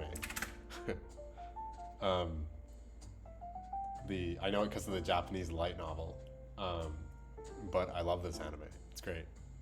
Oh yeah, obviously I want to know this person. I know everything about this person. Everything. Huh. So it's literally this person wrote the original thing that the anime is based on. See, that's cool, right? Like that's kind of what I'm referring to when I'm like talking about interesting connections. It's like I want my world model to know that that anime that I like watching is tied to this like well-renowned author in Japanese history, because it's just kind of, it's the fact that that is even a thing is very interesting to me. Yeah, he wrote Ghost Stories. Yeah, of course. That's like the whole anime is about this. Getsu.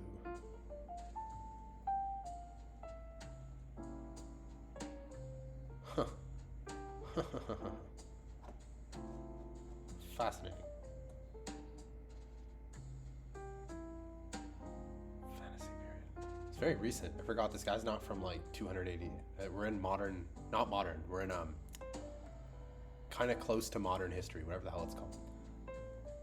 Early modern. Okay, fine. Okay, so that's cool. That's a cool person. We also got Wu Chung-en. This kind of sounds Korean, that Chung-en name. Chung-en yoseyo. They wrote Journey to the West, one of the 4 great classical novels. Yeah, again, I want to know more about Chinese history. Because my girlfriend is Chinese, and so I'm going to like bias more any Chinese person that they're like remember. I'm gonna tell me to remember. I'm also gonna like quickly skim these people that it says skip, just because maybe there's a reason I really care about them. Chinese author and compiler. Wow, how are you a compiler? Computers weren't even invented yet. Which blends historical events and mythological elements, but his work is not widely known outside of literature circles. Yeah, so this is an interesting example, like Ueda Akanari. I literally know about Ueda's work, Monogatari. Like, that's crazy. Like, that's how well known his work is. It's written about for anime nerds in the 90s and 2000s. Whereas, like, this is a lot more esoteric. So, I think this is a fair distinction. We're gonna take these 3 names.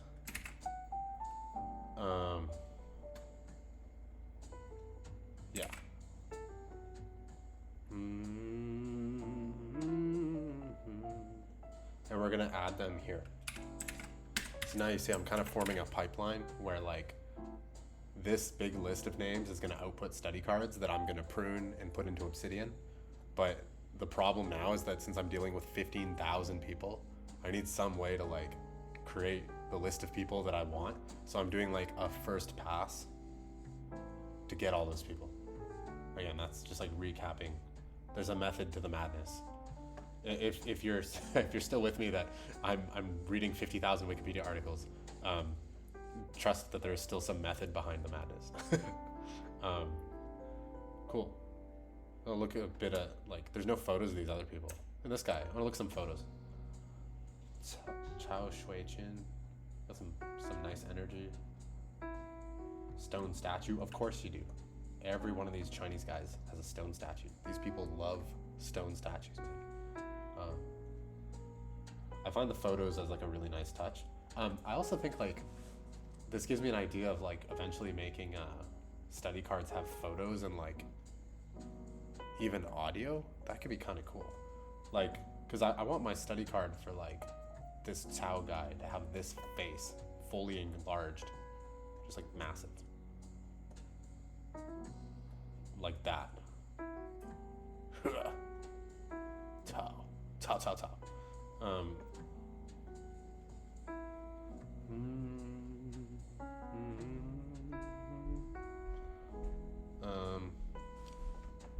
I'll put a little list for myself of like dream like wish list.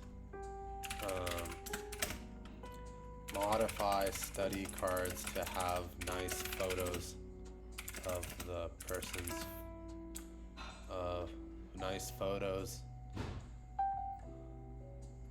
nice descriptive photos, audio, video if relevant, video links. See, the cool thing is like with LLMs, we're actually really close to and like with AI, whatever the hell people call it. I could like write a script that goes through my whole Obsidian, takes all these cards, like Tortoise and the Hare, Boy Who Cried Wolf, and then when I say like, what is Aesop famous for? Instead of just like having to read boring text, I can have like a photo of the book, or like a video clip of part of the book, or like audio of a tortoise. No, just kidding. Like I don't need it all, like not for all the cards, but I can create really useful memory palace type things that help me recall information better and just make it more engaging. Again, basically the goal is like I almost want to make my own like TikTok kind of thing about this, so I can like quickly engage with knowledge. It'll basically just become like some weird study app, I guess. What do we got here? So that was Asia. All of Asia. Kind of wild when you think about it. So there's no Singapore, no Taiwan, no Vietnam, no Korea, no Mongolia, nothing. It's China and Japan. That's it. Top 50,000 articles. China and Japan, the only early modern writing, people famous for writing that they could list. They couldn't find a single person from those other regions. That's kind of fascinating to me. So I'm kind of writing that as like a cool point. Early modern writing was dominated by Japan and China compared to other parts of Asia. So I'm writing that as just like an interesting tidbit. It's like an observation.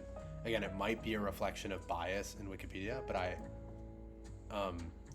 kind of respect the process, which is like there's full debate open that if literally anyone had a proposal to put anyone else here, we could put them here. There's nothing stopping anyone from getting them listed. The fact that it hasn't happened is like likely a result of the fact that nobody's made a proposal, which means that there isn't as obvious information. So it trends in the direction of supporting that thesis that like Japan and China dominate early modern literature. So that's just like an interesting mental model to have, that like you're just not thinking about these other regions really yet. Anyway, now we got all these other people. What? Oh, this is Europe. 49 in Europe. Okay, so sure as hell ain't just reading through this. We're gonna go copy all 49.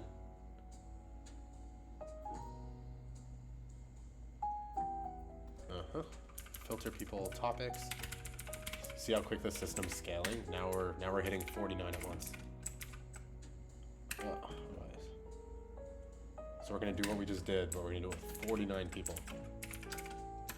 So when we started this stream, the first hour of the stream, we're kind of increasing speed here. So first hour I did a stream, we went through like 5 people. That was all I did. Then the second hour of the stream, which began today, we went through I don't know, something like 15 something people. I don't even know. Maybe it was like 10. And now in this next, then we spend an hour automating. Now in this next hour, we're gonna go through like 50.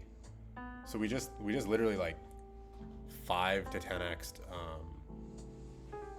bandwidth with some code.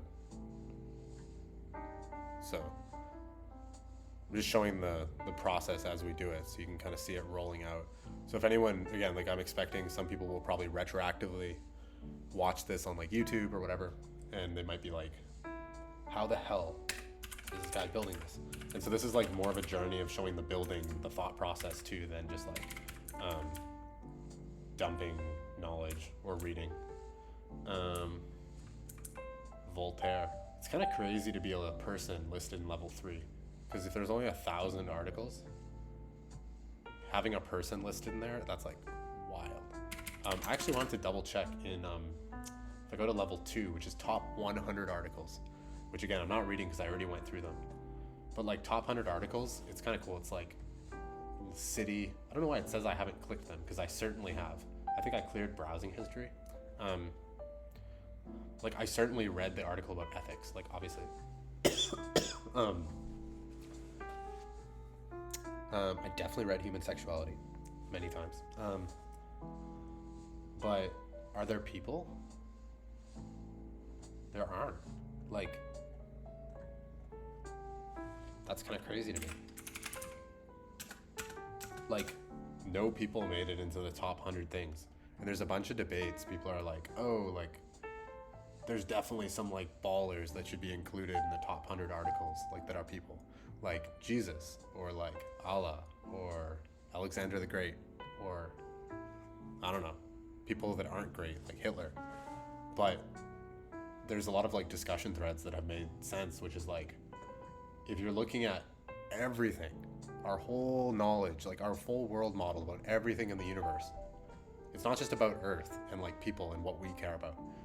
So there's human history. Like we have 5 things about human history. That's a ton of shit about humans.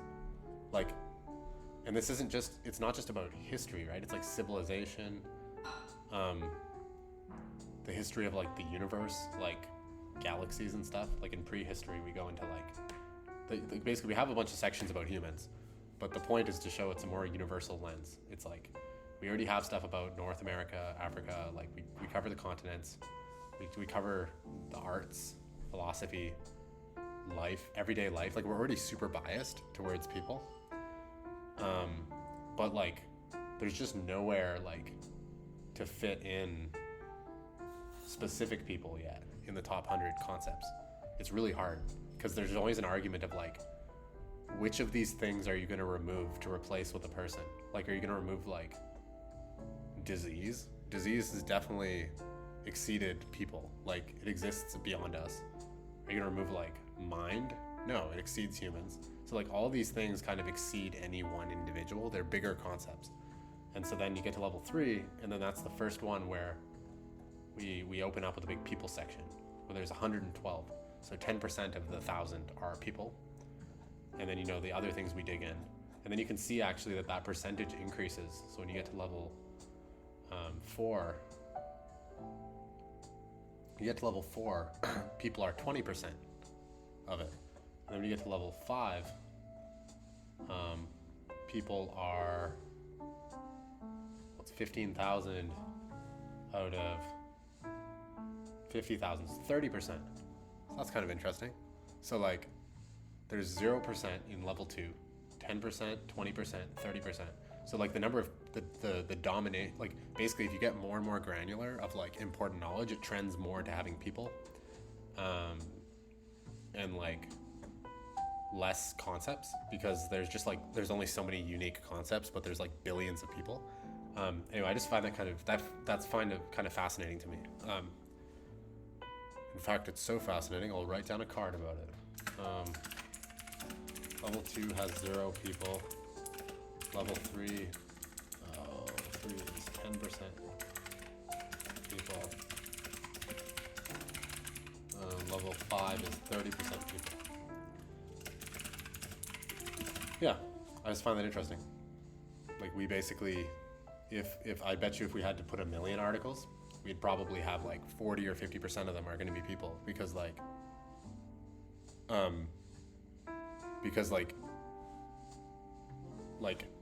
as you increase number of articles, people become more important than concepts, on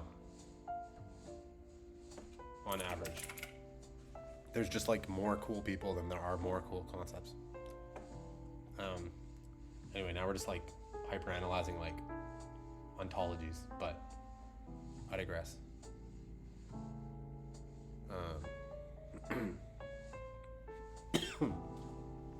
Pardon this cough. It's still working through it.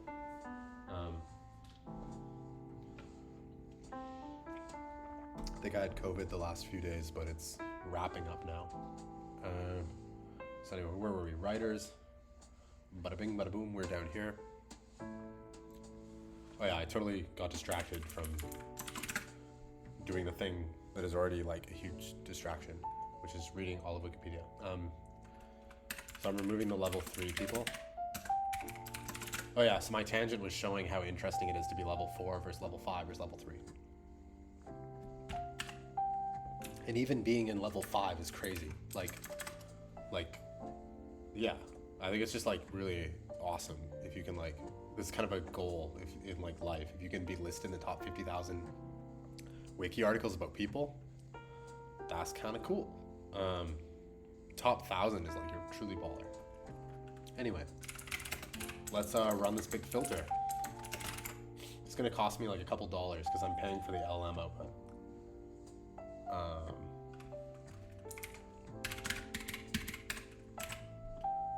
Filter, Bing. Let's see what we get. Oh, filter people.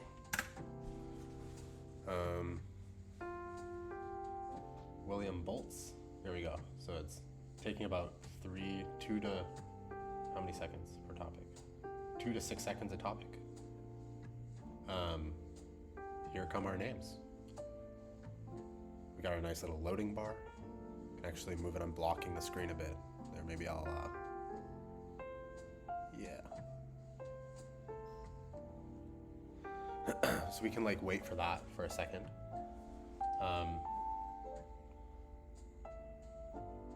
It's kind of funny because there's so many like bottlenecks when you're trying to go faster and do this. This is like a really fun case study in just like process automation, because it's like, how do I maintain the bandwidth but like read 50,000 articles? So maybe there'll be a flow where like I'm probably starting to read stuff while it generates the other names, so I'm like calculating ahead. I think in operating systems they call that pipelining, and when you do like, you have one load of laundry in the washer and then another load's in the dryer, and so you can do laundry faster than if you like block on every piece of laundry has to go through all the stuff at once before the next one comes. Let's take a skip ahead too and just see like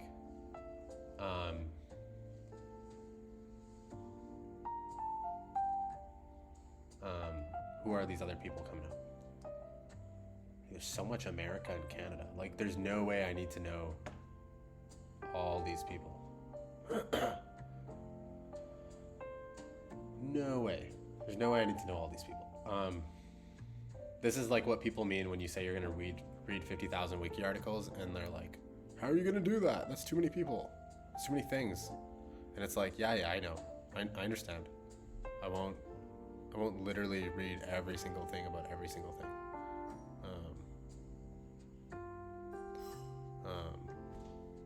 That won't stop me.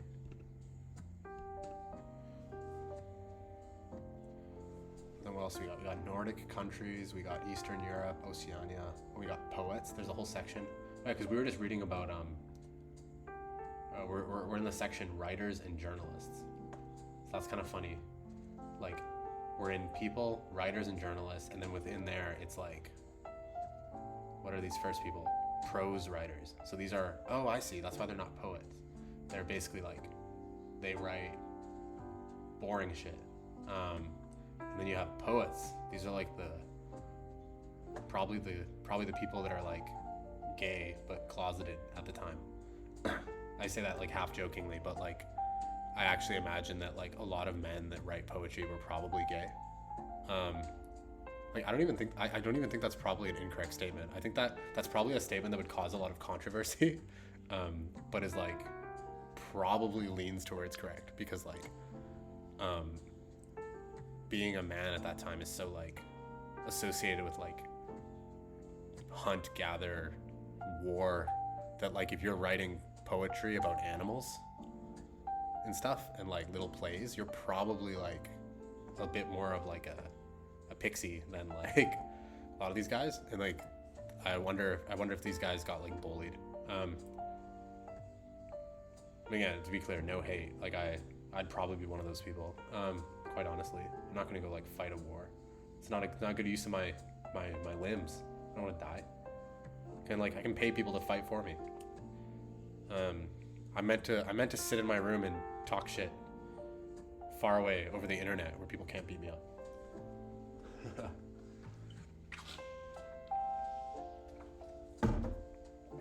Web journalists. Okay, cool. So there's a lot of types of journalism and stuff.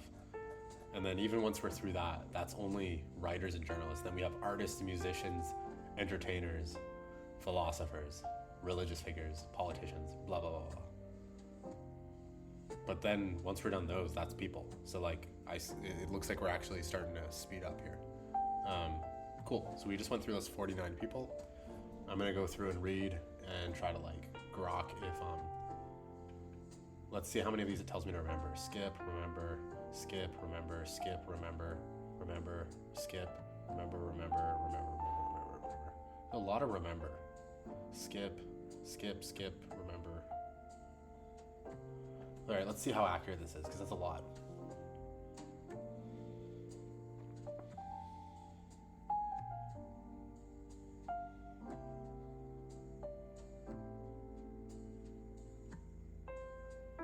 French writer best known for creating the literary fairy tale genre.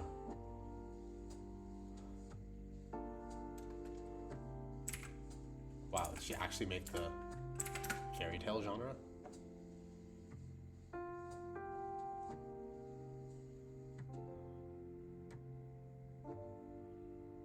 Wow, okay, like that's crazy. Like she made Prince Charming.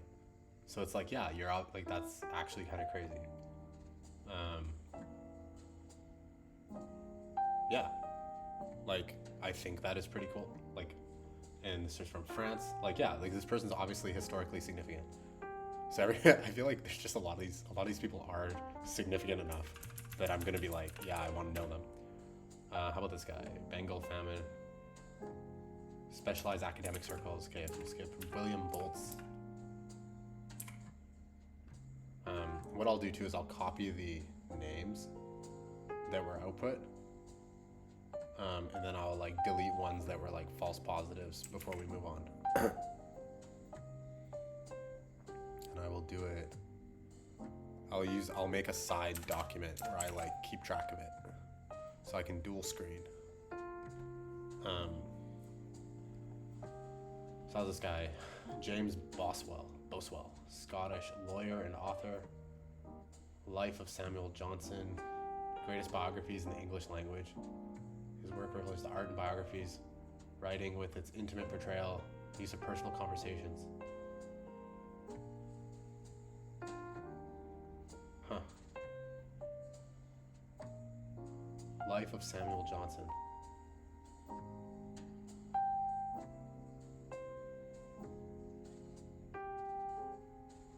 I don't really think I need to know that one. Like, that's a little too specific.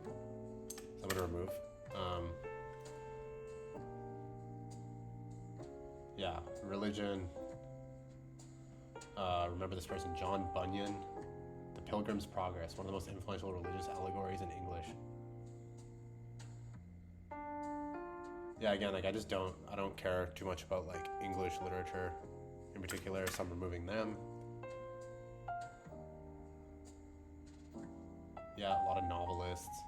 Okay, level 4 person. I'm probably gonna need to know this person. Oh, his last name's Casanova. Oh boy. Oh boy. I'm gonna take a wild guess of what the guy whose last name's Casanova did. He became synonymous with the art of seduction, and his name is now used as a term for the promiscuous man, Casanova. See, yeah, what a surprise. Like, you literally read the guy's name and you're like, oh, I know who you are. I know exactly why you're important. He's also a lawyer, spy, diplomat, librarian. Yeah, of course. Yeah, okay. Fine, Casanova. I get it. You had sex. Now I'll remember who you are.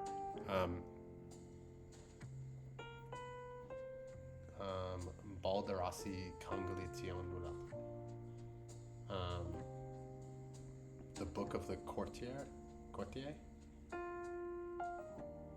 Yeah, etiquette. I don't really care about Renaissance etiquette. So skipping. Luc de Clapier. I'm probably butchering this. Oh, skip this person. Yeah. John Cleveland. Skip. There's erotic novel, Fanny Hill. Yeah, I don't need to know this esoteric erotic novelist. There's enough of that on Reddit. Daniel Defoe, again, level 4. Okay, what did you do, Daniel? Writing Robinson Crusoe, widely considered the first English novel and a cornerstone of Western literature. Yeah. You win again. I want to prove that wrong. I want to find a level 4 person that I don't want to know about. But so far, let's see. Like, here's another one. Come on, I'm going to find one of you guys. Influential 18th century novelist, best known for his comic novel Tom Jones. He's the founders of the English novel, pioneering realistic characters. Interestingly, it's interesting. Both these guys made the first literature. How's that work? Considered the first English novel. And so what does this guy do? Tom Jones. He's widely considered one of the founders of the English novel, pioneering. Huh.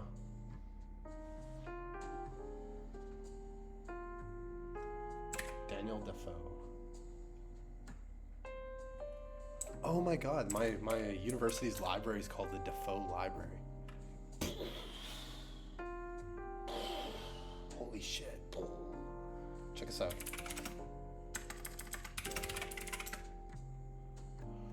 But it's named after Elizabeth, so it's a different name entirely. But it's just funny that it's Defoe, because it's books. I wonder if Elizabeth Defoe. Who is Elizabeth Defoe? I wonder if this person's related to this Defoe. I'm just trying to see it. I'm kind of curious. I don't really need to know this, but like, it's just like interesting. Yeah, and it was in Manitoba for undergrad. Before I went to other schools.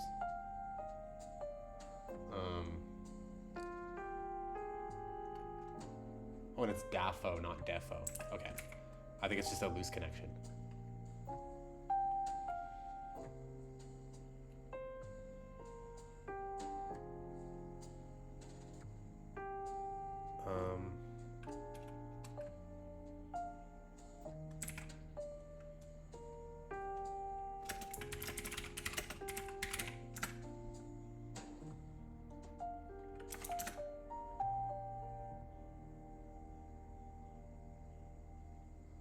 Yeah.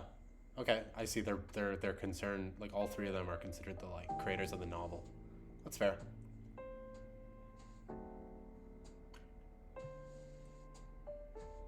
That's fair. I think that's kind of cool. And that's like I can know that with like one fact. I don't need to like overworry.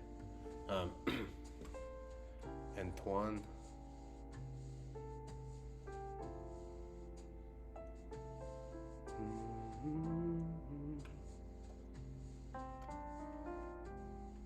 "1001 Nights," also known as Arabian Nights. Yeah, I obviously know Arabian Nights.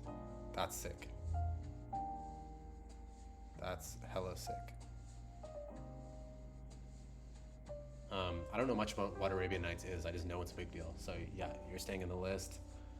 Irish novelist, the Vicar of Wakefield. She stoops to conquer. Don't really need this person.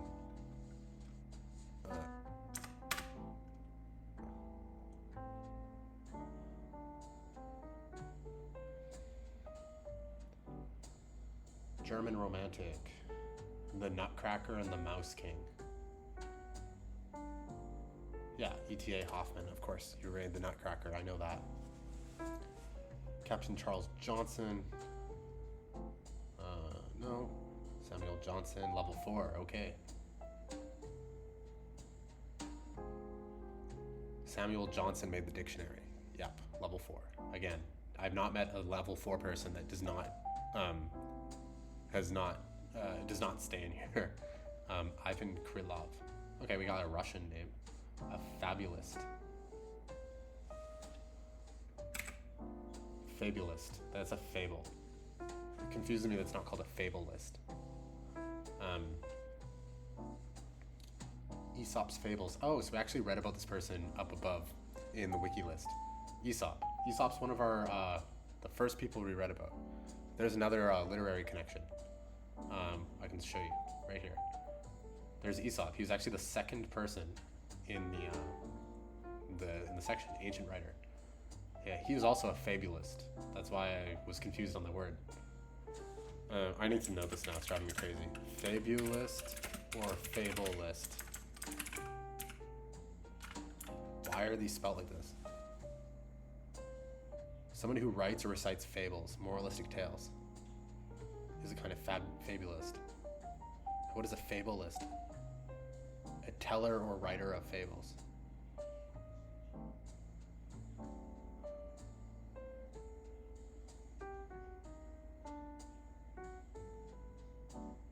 Oh, I'm so confused.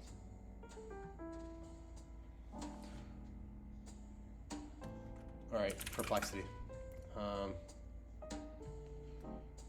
What's the difference between a fabulist and a fableist?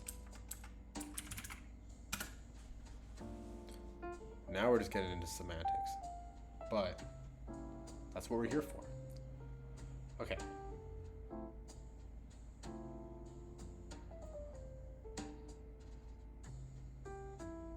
Okay, they're both the same thing.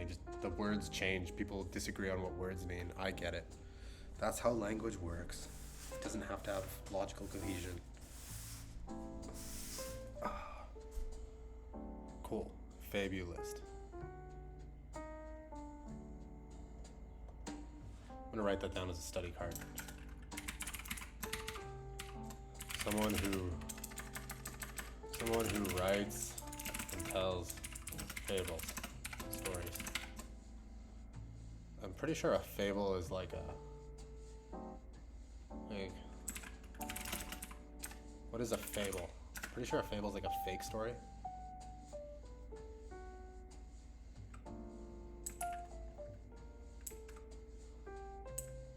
Oh, I see. What is a fable? A fictitious tale, typically with animals. What else does it have? I'm like learning just words too that I'm like, why don't I know what a fable is? I'm 28. How am I going so long not knowing what a fable is? God damn it. I'm sure most kids probably learned all this shit. I think it's just because I basically didn't go to school.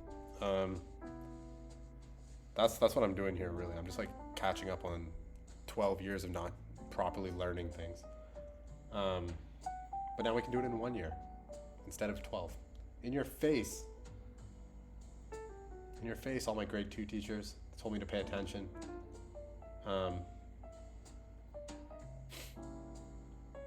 Cool. So what were we even doing? Oh yeah, Ivan Krylov. Rough and fab. Oh yeah, I got hung up on this word fabulist. Okay. Yeah, what were we doing? We're at Ivan Krylov.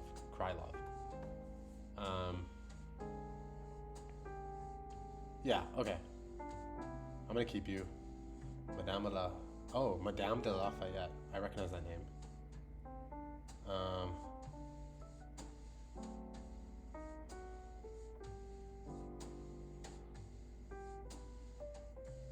She published anonymously. That's what I remember. She was part of the she's an early feminist icon. That's where I remember Lafayette, because she literally couldn't publish as a woman. Same with Ada Lovelace, the first computer programmer. She had to publish with Charles Babbage, so like women could like not say that they did cool shit. It's kind of lame, honestly. Like, yeah, it's just like there's a set of things we've done that are kind of dumb. I feel like that's one of them.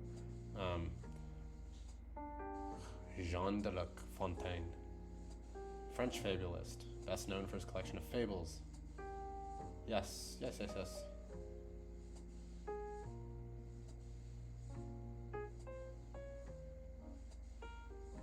Wow, so he even didn't have popularity at the time. That's kind of funny.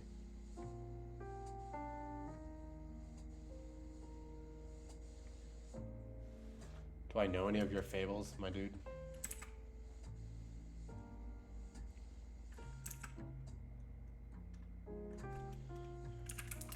fables are best known for? Or is, not are. It's fine. What is best are? Yes. Fox and the Crow. The Hare and the Tortoise. Yeah, this guy's not the first person to write the tortoise and the hare, though.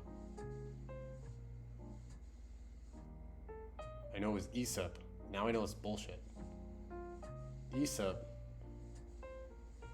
wrote Tortoise and the Hare.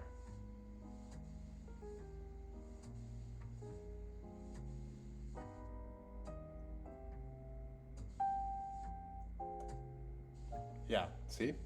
That's why you gotta know history. So I read that fact. That this, I searched this up on, whatever, Perplexity. Some person says that this guy wrote Tortoise and the Hare. And now I know that that's bullshit. So I could be that person who could say, no, they didn't. Aesop did. I'm sure this person also wrote their own thing. Maybe it's different, I don't know. They wrote the Hare and the Tortoise. Fine. But you're not gonna fool me. I know my boy Aesop is the one who wrote that. And he's number 2 in the prose writers. Why was he there listed for writing fiction? Fables. It's not very prose of him. Anyway. I'm removing Jean de La Fontaine because of this blasphemy towards Aesop. Okay. Next we got Francois de la Rochefoucauld. Did some memoirs. These people really care about morals. His work, lasting for Western literature. I don't know. I don't, like, if they can't list the book that he's known for, then I'm like, no. I'm sorry. Walter Savourlander.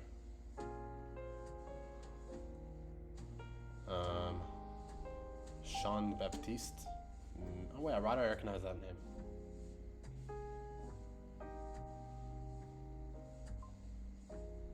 Oh, French Revolution, yeah. So,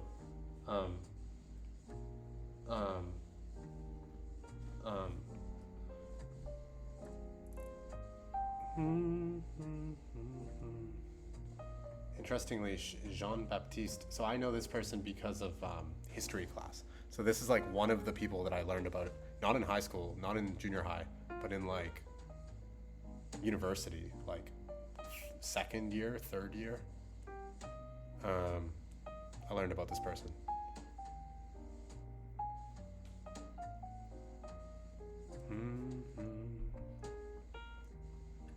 Playwright, journalist, and politician. Yeah, I'm gonna remember him.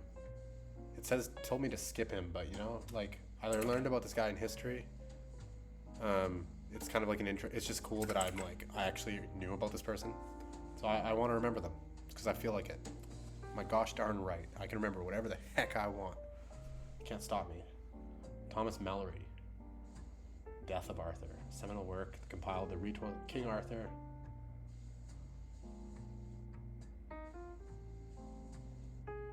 Thomas Mallory. He wrote the King Arthur stuff. I don't really care about that.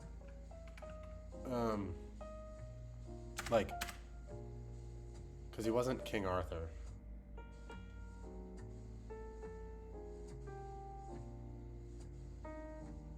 The modern source of Arthurian. No, I care more about knowing about what is King Arthur, not like the person who wrote about him and is like the main person who wrote about him.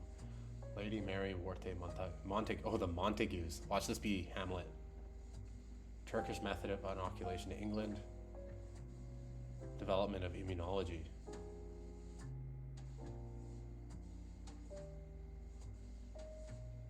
Huh. English aristocrat. Not associated. And pioneer of smallpox inoculation. What does inoculation mean?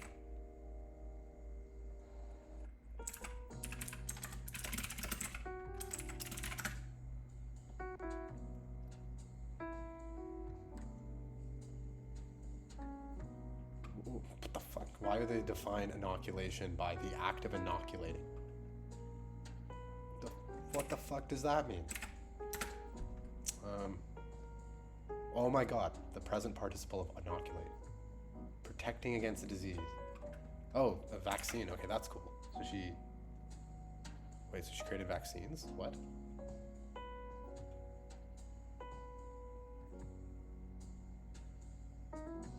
Okay, that's cool. I'll remember her. So she intersects feminism, immunology, cultural trade. Like, this is pretty cool. Mitchell de Montaigne, what is it? Pioneer Reform, maybe. Father of the modern essay. That's based. Yeah. That's cool. Thomas More. English lawyer, statesman, and philosopher. Utopia book.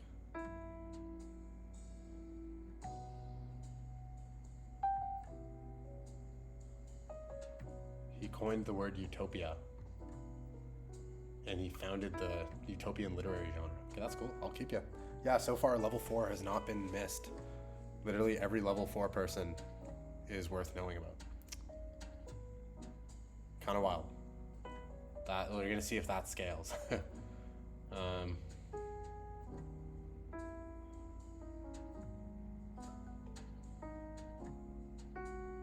Cinderella, yeah, you got me. That's another good one. Anti-Jewish writings, fuck off. I don't give a shit.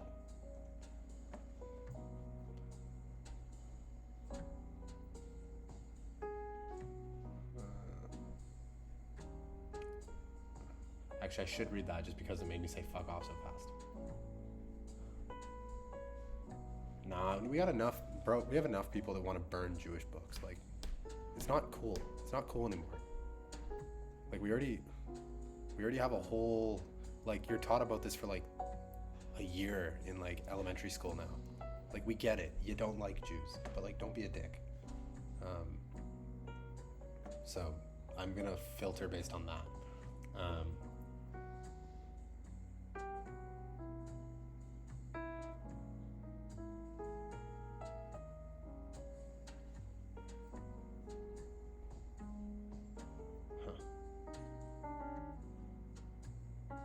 Oh, so this guy, I think this is the first level 4 person I'm gonna skip.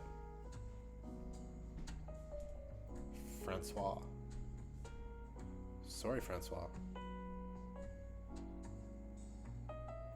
Oh, it says skip this person. Oh my god.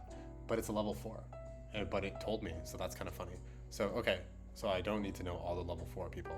I was waiting to, like, have one of these skipped, because I'm like, there's no way in hell I'm gonna remember if there's like 2,000 in the 10,000 section for level 4. I don't want 2,000 people in my study deck, because that's like 2,000 more study cards just for people. That's like a lot. Kind of intractable. Yeah. But like, it told me to skip it, and it knew. So actually the prompt I made is pretty good so far. Basically, it doesn't seem to have false negatives, but it has false positives. Or no, is that true? It has I think it's the opposite. It has false. How does it work? What, I have to like do the next one and see which one I've been dealing with. I think I've basically been adding people that it tells me to skip versus skipping people it tells me to add. Anyway, Alexander Radashev. Criticized serfdom.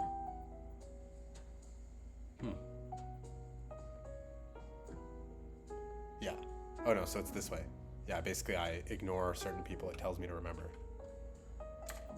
So, false positive. So it's false negative. It basically had no false negatives, but it has high false positives.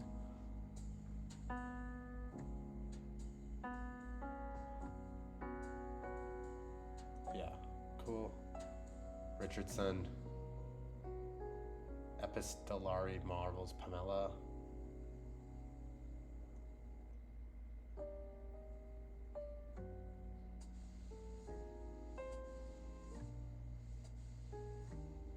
Yep.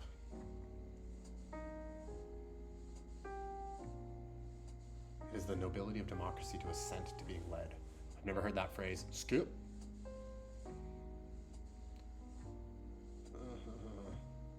I think we're getting close to the end here. Marquis de Sade, writer infamous for his libertine sexuality and erotic works. Oh, interesting. He sparked the words sade and sadistic. He spent a lot of his life in prison. Cool guy. I just want to I'm kind of curious to read more about him. Prominent French-Swiss writer during the Enlightenment and Napoleonic eras.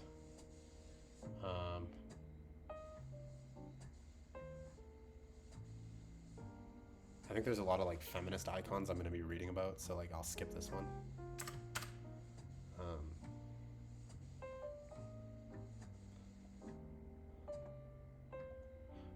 There's probably some also counter reverse feminism that's happened on Wikipedia too, where if you vote down an article and it's a woman, you're probably going to get told that you're anti-feminism. So there's probably more feminists in the list than there would have been 200 years ago. There would have been no women because they couldn't even make books. But now it's at least in Wikipedia, which is a Western founded company, there's going to be more of it's in the overturn window of including feminism. So not to say it doesn't matter, I just don't want to over-index on it. Remember this person, Tristram Shandy, narrative techniques and humor.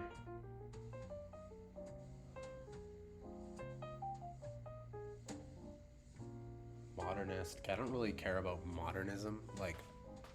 That's fairly esoteric in literature. Modernism to me just means oh, it's this year. I don't know. Anglo-Irish satirist. Oh, Gulliver's Travels. Yep. I haven't read Gulliver's Travels. I will. I feel a lot of the stuff about these people is I'm going to create tasks to actually read or watch things that they've made. So it's not all just memorizing cards. This person, Brazil, discovery of Brazil. That's cool. Huh.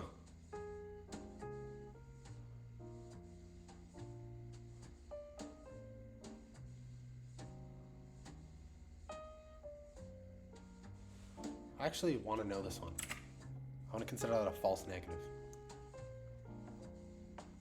Pero Vaz de Caminha.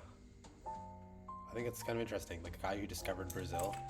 I think I care about this one because I have a lot of Brazilian friends and Latin American friends, and I want to know more about Latin America.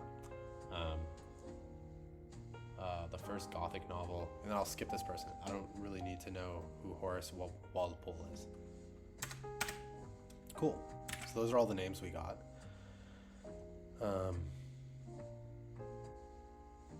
We can actually, now what I can go to here is the topics L5 people, and we can just plop these people into the list. And we can go to Wikipedia, and we can see some of these people. Who are some of their names? We had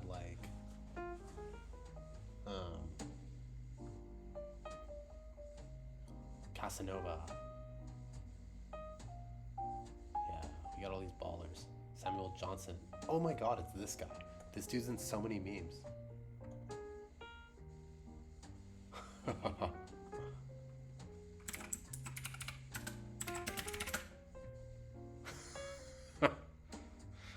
Okay, so yeah, literally this guy shows up in Reddit memes. That's how I know him.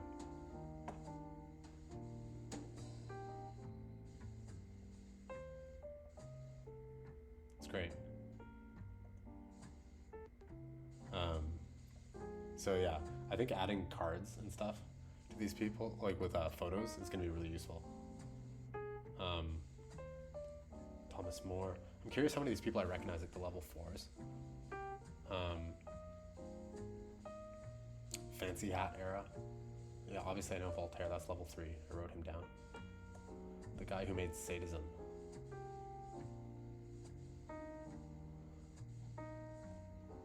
Damn. Huh.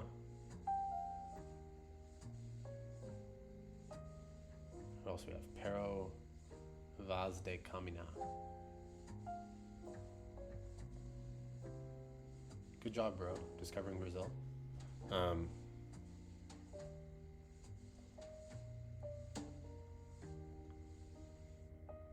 Very cool.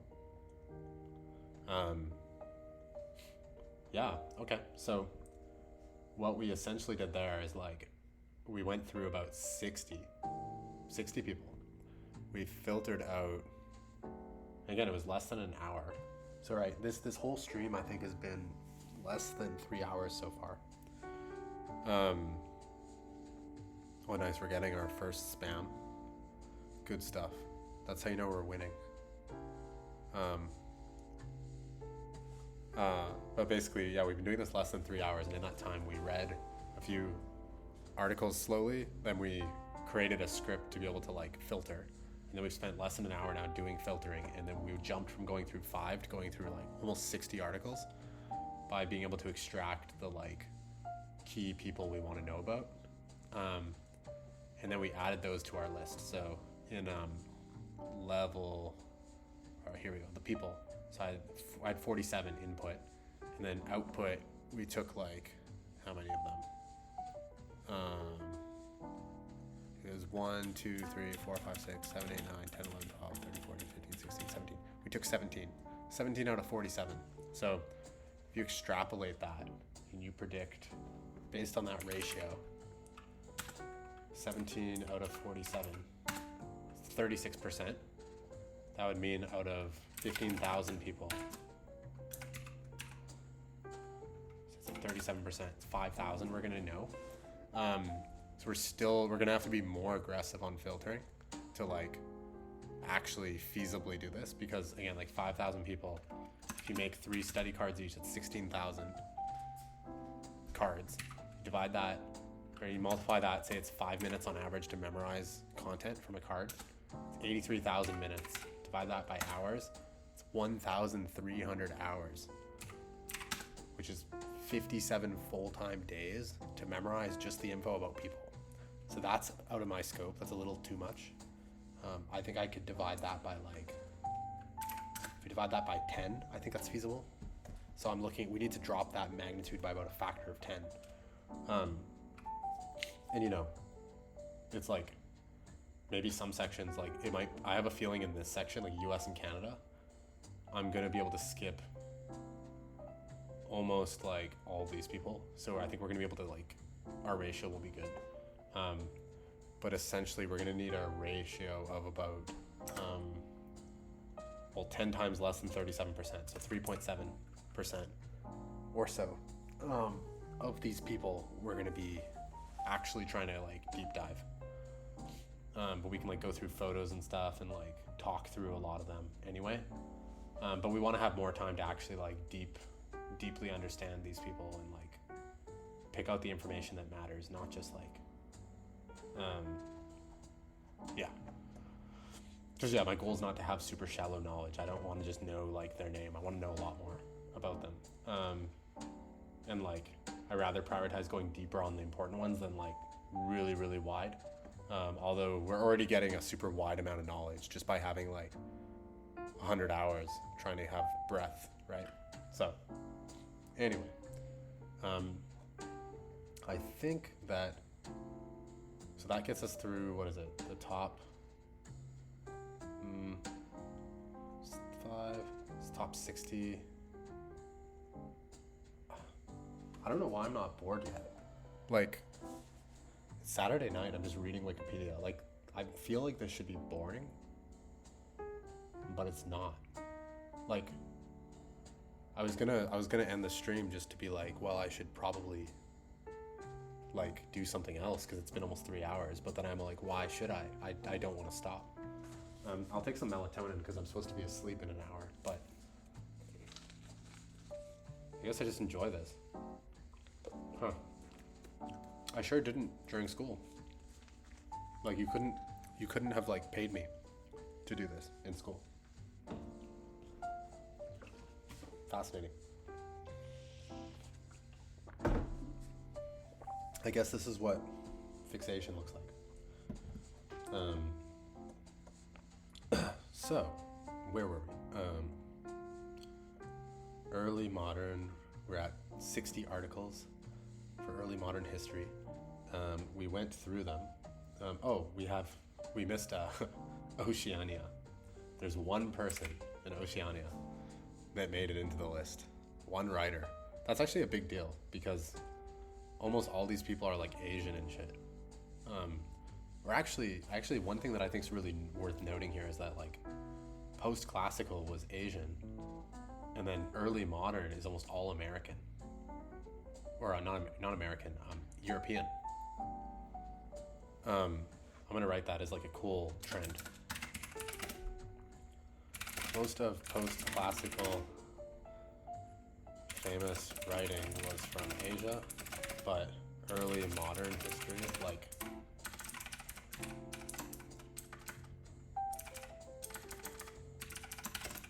is predominantly European.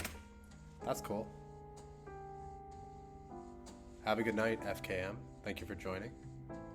Yeah, no kidding, it's late. If you're on the East Coast, it's like about 2 a.m. your time. Thank you for joining the stream. Delightful to have you here.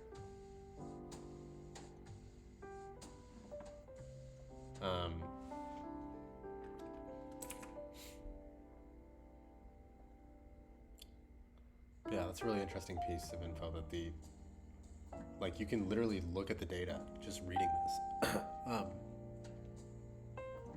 You can see that like in this section, it's almost all Asian.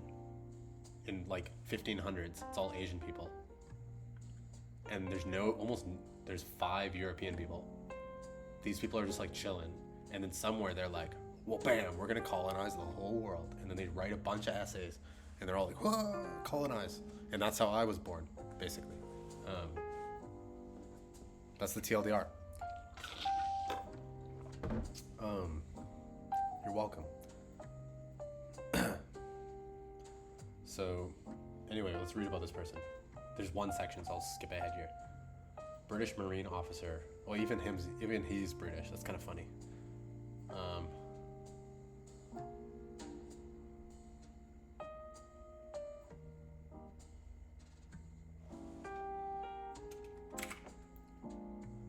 Now we can pass it into my little system. Now that I have this software tool, I kind of don't want to... I just want to skip Googling anything.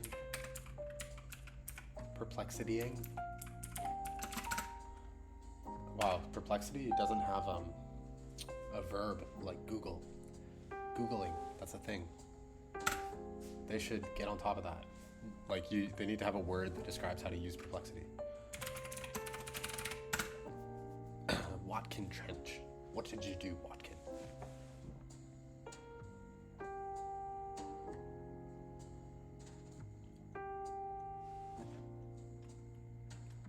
I'll close this. Don't save. Yeah. View, word wrap. Remember this person. Okay, see? So it's so much faster that it tells me to remember this person. His first-hand accounts of early European settlement of Australia. It's the first fleet that established a penal colony in South Wales.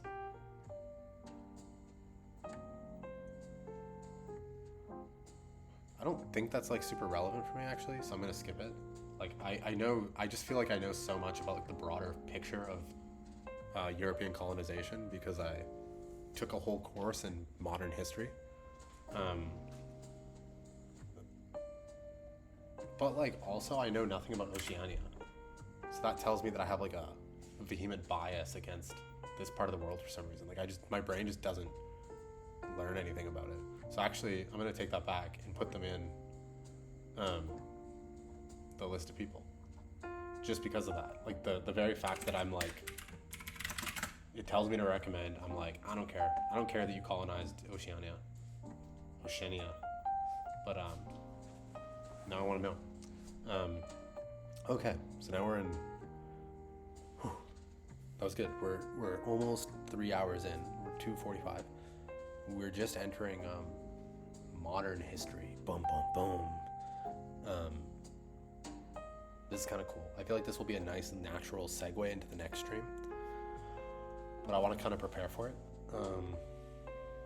There's a lot of motherfucking people. I already see some names we recognize, like Dale Carnegie, which is I was at Carnegie Mellon University,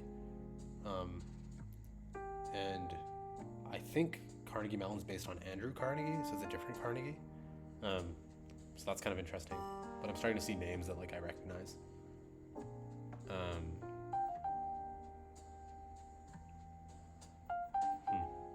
Got some level 4s. You got any level 3s? Don't think so. See, this fascinates me. There's like no, like, we didn't have writers. Like literally Canada, America, Europe, like there's no writers that are like level 3. Oh, but this is modern history. So that's even more surprising. Oh, but is it? Let me think. Let me piece it together. We didn't really have Canada until modern. So I guess it's just not much time to have like a big impact. Still surprising. Yeah, I think something jumped out to me about this. Like, we don't have a level 3 modern Canadian history. So that means that in all the time Canada and the US have been a thing, no person has done anything significant enough to be voted in the top 1,000 articles. But Asia and China, well, let's see in modern history. We can actually test this hypothesis. Maybe the correlation is that modern history doesn't have enough time to be foundational, and so modern history doesn't have a lot of level 3. I think that's probably the trend, because actually this trend extrapolates to, look at Nordic country, it's the same, Russia. Okay, I'm seeing the pattern. Let's test Asia though. Yeah, okay, cool. So the data shows, so basically so it's not about Canada versus Asia. That's a false correlation. It's about the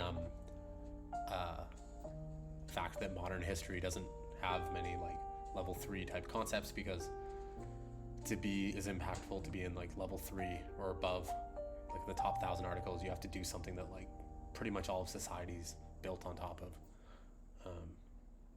That's goals. So okay, 800 people are in this section. How are we going to go through this in a way that isn't deathly, like just deadly? Well, first thing is we can always break the sections down, right? Because like we're going through 50,000 regardless. So if you bite off a big chunk like 50,000, it sounds impossible.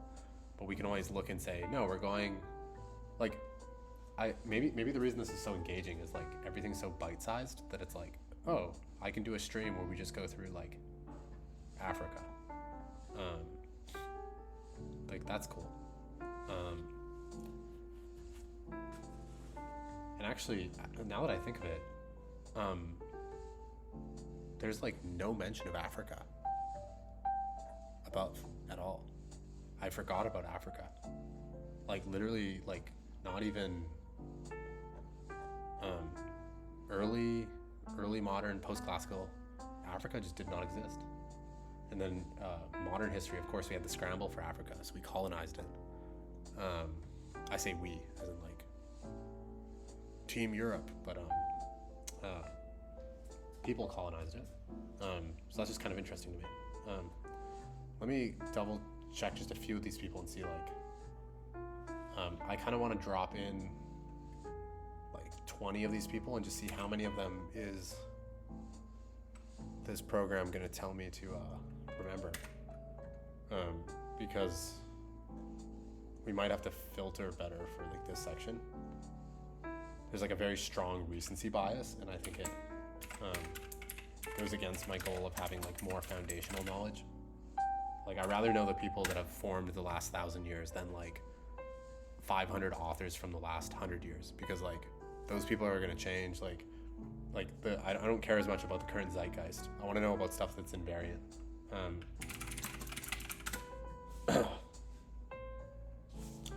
Let's see.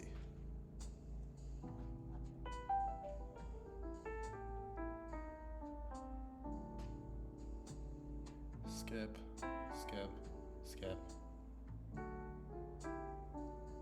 Remember.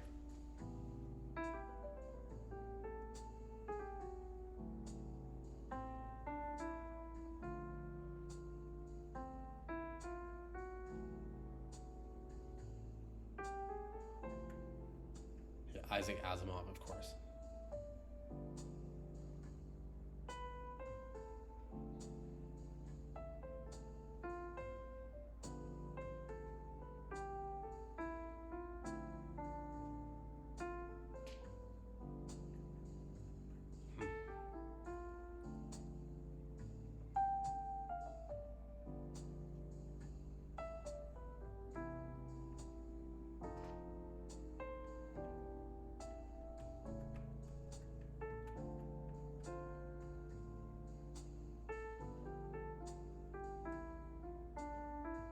So I could modify the filter a bit to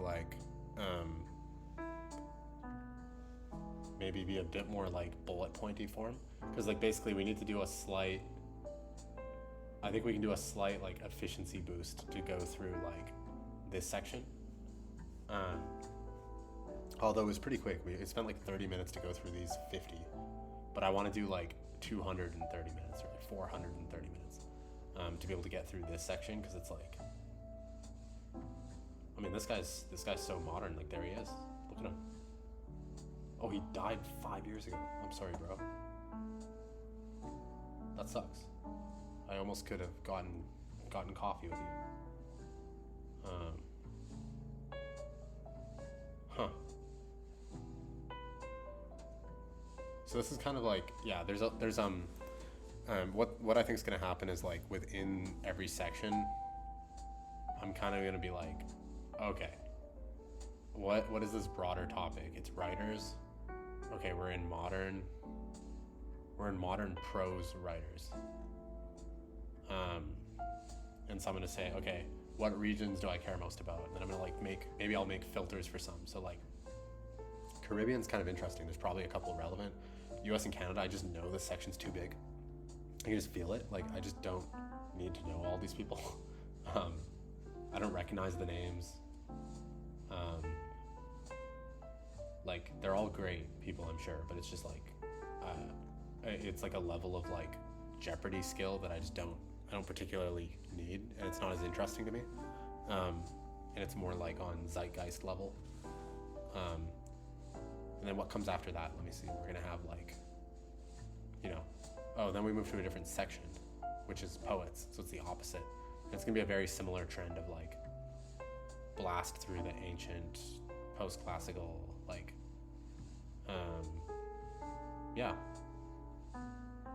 I think another filter I can use is that prose writing is very so I could actually note heuristics. I'll kind of do here. Filtering heuristics.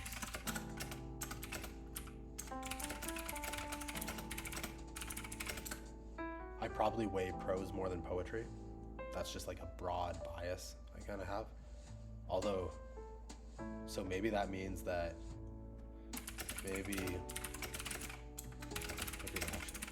so because I have that bias, maybe it's actually a good idea to lean more on the poetry section, because it's a section that I would probably skip more so.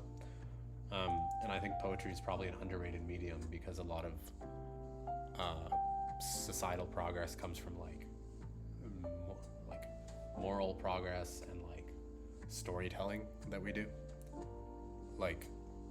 Steve Jobs is an amazing CEO because he was able to command a fleet of people and tell compelling stories, and Pixar and all that. And it's I don't think boring logic is the thing that inspires great social change. So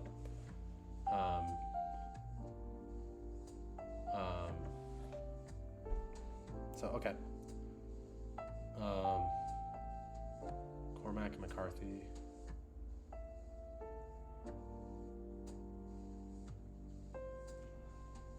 yeah, so I guess the next step will just be like blasting through people, and every time I do it, it's just like, what is the fastest way to get through a chunk? So what did we do today though? We got through, well, we were like here at the beginning. We were at sushi, or not even. We were at like Leo. We're at Ibn El Mukafa, I think. And then we went from number 5 here. We got through all those. We got through all 60 of these. Wrote a script to handle it. And now we're at modern. So that's not bad. So the first stream we did like 5 articles. This one we did like 60. I think this next stream we're gonna probably aim to go through like 800 or something, like get through the modern section. That'll be the theme. It'll be like modern history stream, and then we'll get into like poetry. Not bad. I think we're like, it's just about 3 hours. So in total we're about 4 hours in. I think we're ramping up.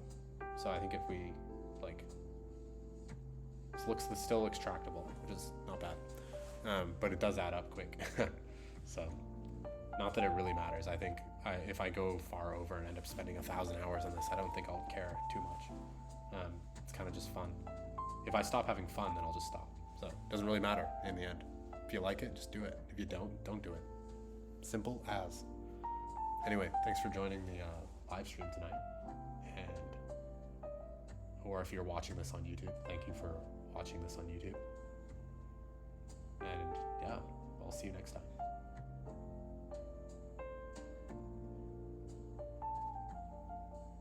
I need to figure out how to like end a stream. I literally don't. I don't even know how to do this right now. And I've been staring at Wikipedia so long. I don't even know what the button is. Oh, there's a control button. Okay, cool. See you next time.